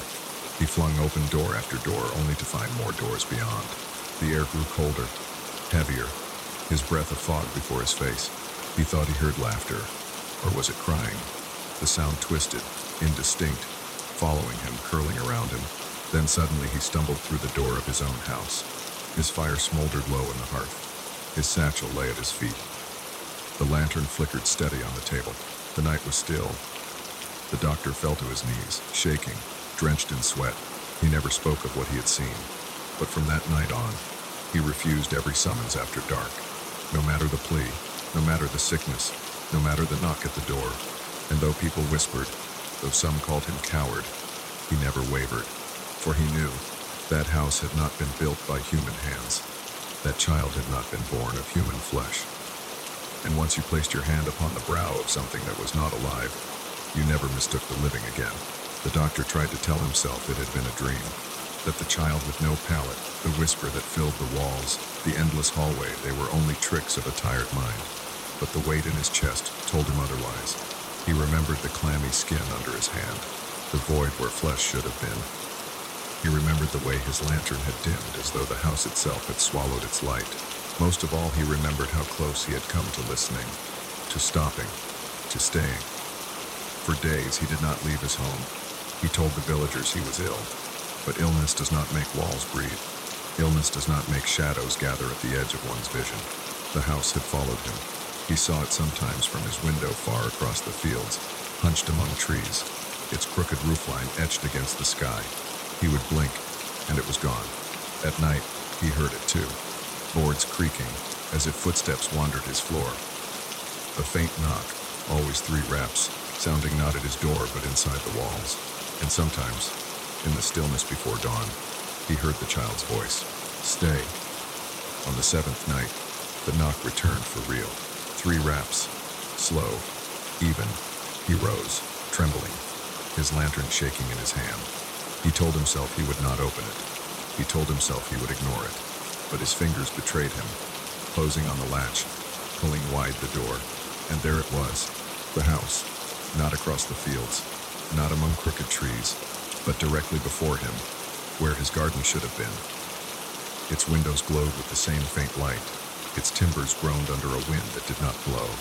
The stranger stood in the doorway, pale coat brushing the ground, his eyes too steady. My child is waiting, he said. Will you come? The doctor's breath stuttered. His heart pounded, yet some part of him stepped forward, lantern raised, as though pulled by a cord. The air thickened when he crossed the threshold. The hallway stretched again, doors multiplying. But this time, he did not flee. He forced himself to look, to see what lay beyond the illusion. And the illusion cracked. The walls trembled, the timbers warped, bending like flesh. Candlelight peeled away to reveal not wood but sinew wet, pulsing veined. The floor writhed beneath his boots, soft as muscle, slick as tongue. He gagged, clutching his lantern.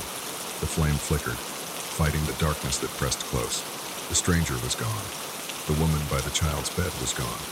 Only the boy remained, sitting upright, his mouth a cavernous void that reached deeper than his skull should allow. Help us, the voices whispered through him. Not one voice, not 2, a chorus, hundreds. They rattled like wind in crypts, like bones shaken in a box. The child leaned forward, his hollow mouth widening, stretching. Impossible. Come inside.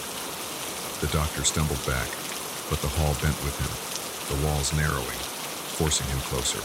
His lantern sputtered, the flame bending inward as though pulled toward the boy's gaping maw. He clutched the satchel at his side, fumbling for anything, herbs, salts, even the dull scalpel he carried for lancing boils. His hand closed on the blade. He raised it, trembling. The child laughed then, a sound not of mirth, but of many mouths cracking at once. You think steel can cut us? The voices asked. We are not flesh. We are hunger. We are the call you answered, and you will answer again. The walls pulsed, closer, closer. The air thickened with rot and damp. He felt his knees buckle, his vision blurred, and in the darkness, he saw them, faces, dozens, then hundreds, half-formed, pressed into the living walls. Some wept, some screamed, some stared blankly, lips moving soundlessly. Their mouths hung open, their throats leading nowhere. Trapped, swallowed. He understood then. The house was not a house. It was a mouth, a body, a prison, and he had stepped inside it. The child's void yawned wider, a tunnel without end. Stay, the voices urged. Join us. Fill the hollow. The lantern flared once, then died. Darkness took him whole. He remembered nothing after that, only the sensation of falling not downward, but inward, into a throat that had no end. He remembered the press of cold hands, the brush of lips without skin. He remembered voices crowding his skull, each whispering the same word, stay. When he woke, He lay on the floor of his own cottage. His satchel rested by the door. His lantern burned low beside the hearth, but the smell lingered, damp, sour, metallic, the smell of the house, the smell of the thing that wore the house as a mask. And in his ears, the whisper persisted. You cannot run. You cannot refuse. You opened the door once. You will open it again. From that night, he knew the truth. He had not been called to heal. He had been summoned to feed. He told no one, not of the house, not of the child, not of the void that had swallowed his light. If he opened his mouth to speak, the words tangled in his throat, tasting of damp air and rust. And so he stayed silent, but silence did not hide the change. The villagers noticed first in his eyes. They had always been steady, warm, the kind of gaze that calmed frightened children and reassured mothers in labor. Now they were different, darker somehow, distant, as if focused on something just beyond the world everyone else saw. Doctor, they would say, pressing herbs into his hand. You must sleep more. You look worn. He would only nod. For how could he explain that he had not truly slept since that night? That every time he closed his eyes, he felt the floor ripple beneath him, the walls press close, the whispers return. He still tended the sick, still carried his satchel from cottage to cottage, but the way he touched people had changed. His hands lingered too long, pressing against throats, against jaws, as though searching for hollowness beneath the flesh. Once, while examining a feverish child, he pressed his palm flat against the boy's mouth. The mother gasped, pulling the doctor's hand away. He blinked, startled, muttered an apology, but his eyes betrayed something else, curiosity, almost longing. The whispers in his skull laughed. Do you see? They all carry mouths, none as deep as ours. At night he sat by the hearth, staring at his lantern until the flame bent inward, pulled toward an invisible center. Sometimes he thought he heard knocking again, 3 slow raps, not at the door but inside the walls. He never opened, but he always listened. The villagers began to murmur. The doctor has changed. He walks the roads too slowly, as though listening. Sometimes when he passes, my candle flickers as if pulled toward him. They started sending for him less often, whispering of prayers instead, calling for the priest rather than his bag of vials. But the priest came only once more, placed a trembling hand on the doctor's shoulder, and left without a word. After that, the priest too avoided him. The doctor himself noticed the changes in small, unbearable ways. Food tasted dull, as though ash coated his tongue. Wine did not warm him. He craved instead the smell of damp earth, of moss, of stone, soaked through with water. He began walking to the edge of the village at night, lantern in hand, though he never admitted why. His feet found the road that led toward the fields, toward the crooked trees where the house had first appeared. Sometimes, far off, he swore he saw its roofline etched against the moon. Sometimes he even stepped toward it, but always, at the last moment, he forced himself back, and always the whispers followed. You will return. You cannot refuse us forever. One evening, a farmer stopped him on the road. Doctor, the man said, you passed my cottage 3 times this week. You did not knock. You only stood outside, lantern low. My children say they heard you whispering. The doctor stared, lips parting, but no explanation came. He turned and walked away, his boots dragging through the dirt. Behind him, the farmer crossed himself. By winter, the truth was undeniable. The doctor had once been a figure of comfort. Now he was a figure of unease. His name was still spoken, but quietly, with the same caution one gives to storms or plagues. And still, he carried on. Still, he answered calls, though fewer came. Still, he touched the sick, though his gaze lingered too long on their open mouths. Still, he woke at night to the same word threading through his skull, louder each time, stay. One night, as snow fell thick and silent, he woke to find frost spread across his window, not in the shapes of branches or stars, but in the shape of doors, dozens of them, stretching down a hallway only he could see. He pressed his hand to the glass, and the frost pulsed warm beneath his palm. Behind him, the floor creaked. 3 slow raps. He did not turn. He did not need to. He knew the house was waiting, mouth open, patient. And though he whispered prayers until his throat burned, another voice answered, rising from within him. a voice that was not his. The villagers would later say the doctor became stranger still after that winter, that he moved like a man listening to footsteps no one else could hear, that he flinched at the sound of knocks, even when they came from nothing more than friendly doors. But he never told them that once you have placed your hand upon something that is not alive, it never lets you go, that the house was waiting still. The snow had not yet melted when the house returned. It did not wait for him to wander the fields this time. It came to him. The doctor woke in the dead of night to a draft against his cheek, the sound of boards groaning. He opened his eyes to find his cottage wrong. The ceiling leaned at an unfamiliar angle. The beams twisted, bowed. His hearth no longer glowed with embers but with faint, pulsing light, as though lit from behind flesh. His lantern burned on the table, yet its flame bent sideways, tugged toward the door. 3 raps sounded. Slow, even. He rose, trembling. His feet moved of their own accord, dragging across the floor. His hand closed around the latch. He whispered prayers, but his lips felt heavy, clumsy, as if another tongue pressed beneath them. When he opened the door, the village was gone. The crooked trees hunched around him again, black against the sky, and before him stood the house, its windows glowing faintly, its timbers sagging, its door yawning wide. "You came back," the voices murmured from within. The doctor stepped forward. Inside, the illusion lasted only moments. The hallway stretched, the doors multiplied, but already the mask peeled. The walls pulsed wet and red, veins throbbing beneath thin sheaths of timber.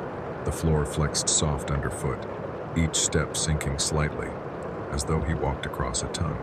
He gagged, clutching his satchel, though he had brought nothing of use. His scalpel was a child's toy against this. His vials were ash. The air smelled of damp earth and copper, sweet and foul. Every breath clung to his throat like mucus. The doors lining the hall opened one by one. Behind each lay not rooms but faces half-formed, pressed against walls of sinew, mouths open in silent screams, eyes rolled, unblinking, pleading. The doctor stumbled forward, lantern swinging wildly, though the flame shrank with each step. At the end of the hall, the child waited. He sat upright on the narrow bed, his hollow mouth wider now, stretching into something impossible. His face seemed to melt around the void, lips tearing, jaw distending. "Stay," the chorus whispered through him. "Feed us." The boy leaned forward, arms outstretched. His hands were wrong, too many fingers, too long, their tips splitting into wet points. Behind him, the walls rippled. Dozens of pale arms emerged, groping, clutching, dragging themselves toward the lantern light. The doctor turned to flee, but the hallway stretched backward too, doors closing one by one with slams that rattled his skull. The floor buckled beneath him, forcing him to his knees. He screamed, but the sound was stolen, swallowed by the house itself. The child slid from the bed. His feet did not touch the floor. He hovered, his body sagging forward, the mouth gaping wider, a tunnel of darkness. "Stay," the voices demanded, louder now, pressing against the doctor's skull until his thoughts fractured. "You are ours. You came once. You will not leave twice." Something in him broke then, not with surrender, but with desperation. He yanked his lantern high, the flame sputtering, shrinking under the pull of the void. With a cry, he hurled it toward the boy. Glass shattered, fire spilled. For a heartbeat, the house recoiled. The walls hissed, the mouths pressed into them, shrieking in unison. The arms writhed, curling back. The void mouth faltered, its darkness shuddering. The doctor ran. The hallway convulsed around him, doors slamming open, spewing ash and smoke. Hands clawed from the walls, grasping at his clothes, his hair. Faces leaned close, lips mouthing "stay" without sound. He tore free, stumbling, bleeding where nails raked his skin. His boots slipped on the pulsing floor, but he forced his legs onward. The doorway loomed ahead, impossibly far, then suddenly near. He hurled himself through and fell into the snow outside his own cottage. The house was gone. Only the night remained, cold and silent. His lantern lay shattered beside him, its flame smothered. His satchel lay open, its contents scattered like bones. He collapsed to his knees, gasping, frost biting his lungs. But in the stillness, he knew he had not won. The fire had bought him only moments, a gasp of air before drowning, for even as he knelt in the snow, the whispers slid through the dark. You cannot burn us. We are not wood. We are not stone. We are hunger. And hunger waits. The doctor pressed his bloodied hands to his face and wept. He knew they were right. No matter how far he ran, no matter how long he resisted, the house would find him. Because once you step inside a mouth, you belong to it. The doctor was never the same after that night. He returned to his work. Yes, he stitched wounds, measured herbs, calmed frightened mothers, but he did it all by day. When dusk fell, when the sun slipped beneath the hills and shadows pressed against the cottage walls, he locked his door and lit no lantern.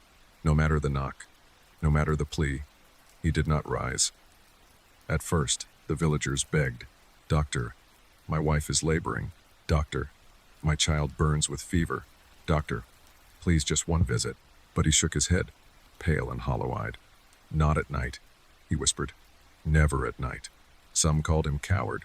Some cursed his name, but none dared too loudly, for there was something in his gaze now, something not of fear but of knowledge, and knowledge frightened them more than neglect. The years went on. The doctor aged faster than he should have. His hair silvered, his hands trembled, his face sank into sharp shadows. Yet he still walked the village by day, still worked, still nodded kindly to neighbors. It was only at night that he changed, for when darkness came, he would sit alone by his hearth, lantern dark, listening. The knocks came still, sometimes at his door, sometimes in the walls, sometimes against the very floor beneath his chair. Always 3 raps, slow, even, and always the same word breathed through the silence: "Stay." He never opened again, he never answered, but the house did not leave him. It pressed at the edges of his world, patient, waiting, certain that one night his strength would falter. In the village, stories grew. Children whispered that if you walked past the doctor's house after midnight, you could hear him murmuring to someone, though no one was inside. Others said they saw a faint glow through his shutters, not firelight, but a steady, pulsing gleam, like the breath of something alive.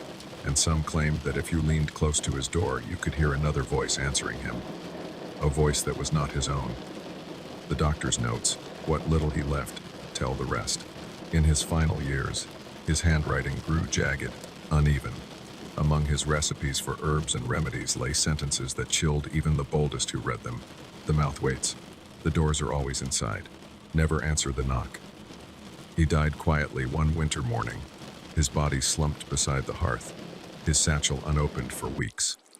The villagers buried him at the edge of the churchyard, far from the water, far from the woods, but his warnings remained. No one in that valley opens their doors after midnight anymore. Not for neighbors, not for strangers, not even for family. If a knock comes late, they pray, they weep, but they do not move, because they know it might not be a person at all. It might be the house. It might be the thing that wears a house like a mask. And so I leave you with this. If you sit tonight in your own home, and the hour grows late, and you hear it 3 slow raps against the door, do not rise. Do not answer, because once you step inside, you never truly leave. And perhaps it has already chosen you. The notebook has closed, but its stories still breathe. There are things you cannot see, cannot touch, yet they remain, waiting in the dark. Be careful when you hear whispers in the night, because they may not be your imagination. They may be the next stories, waiting to be told. Good night, if you can sleep. The dark is never empty.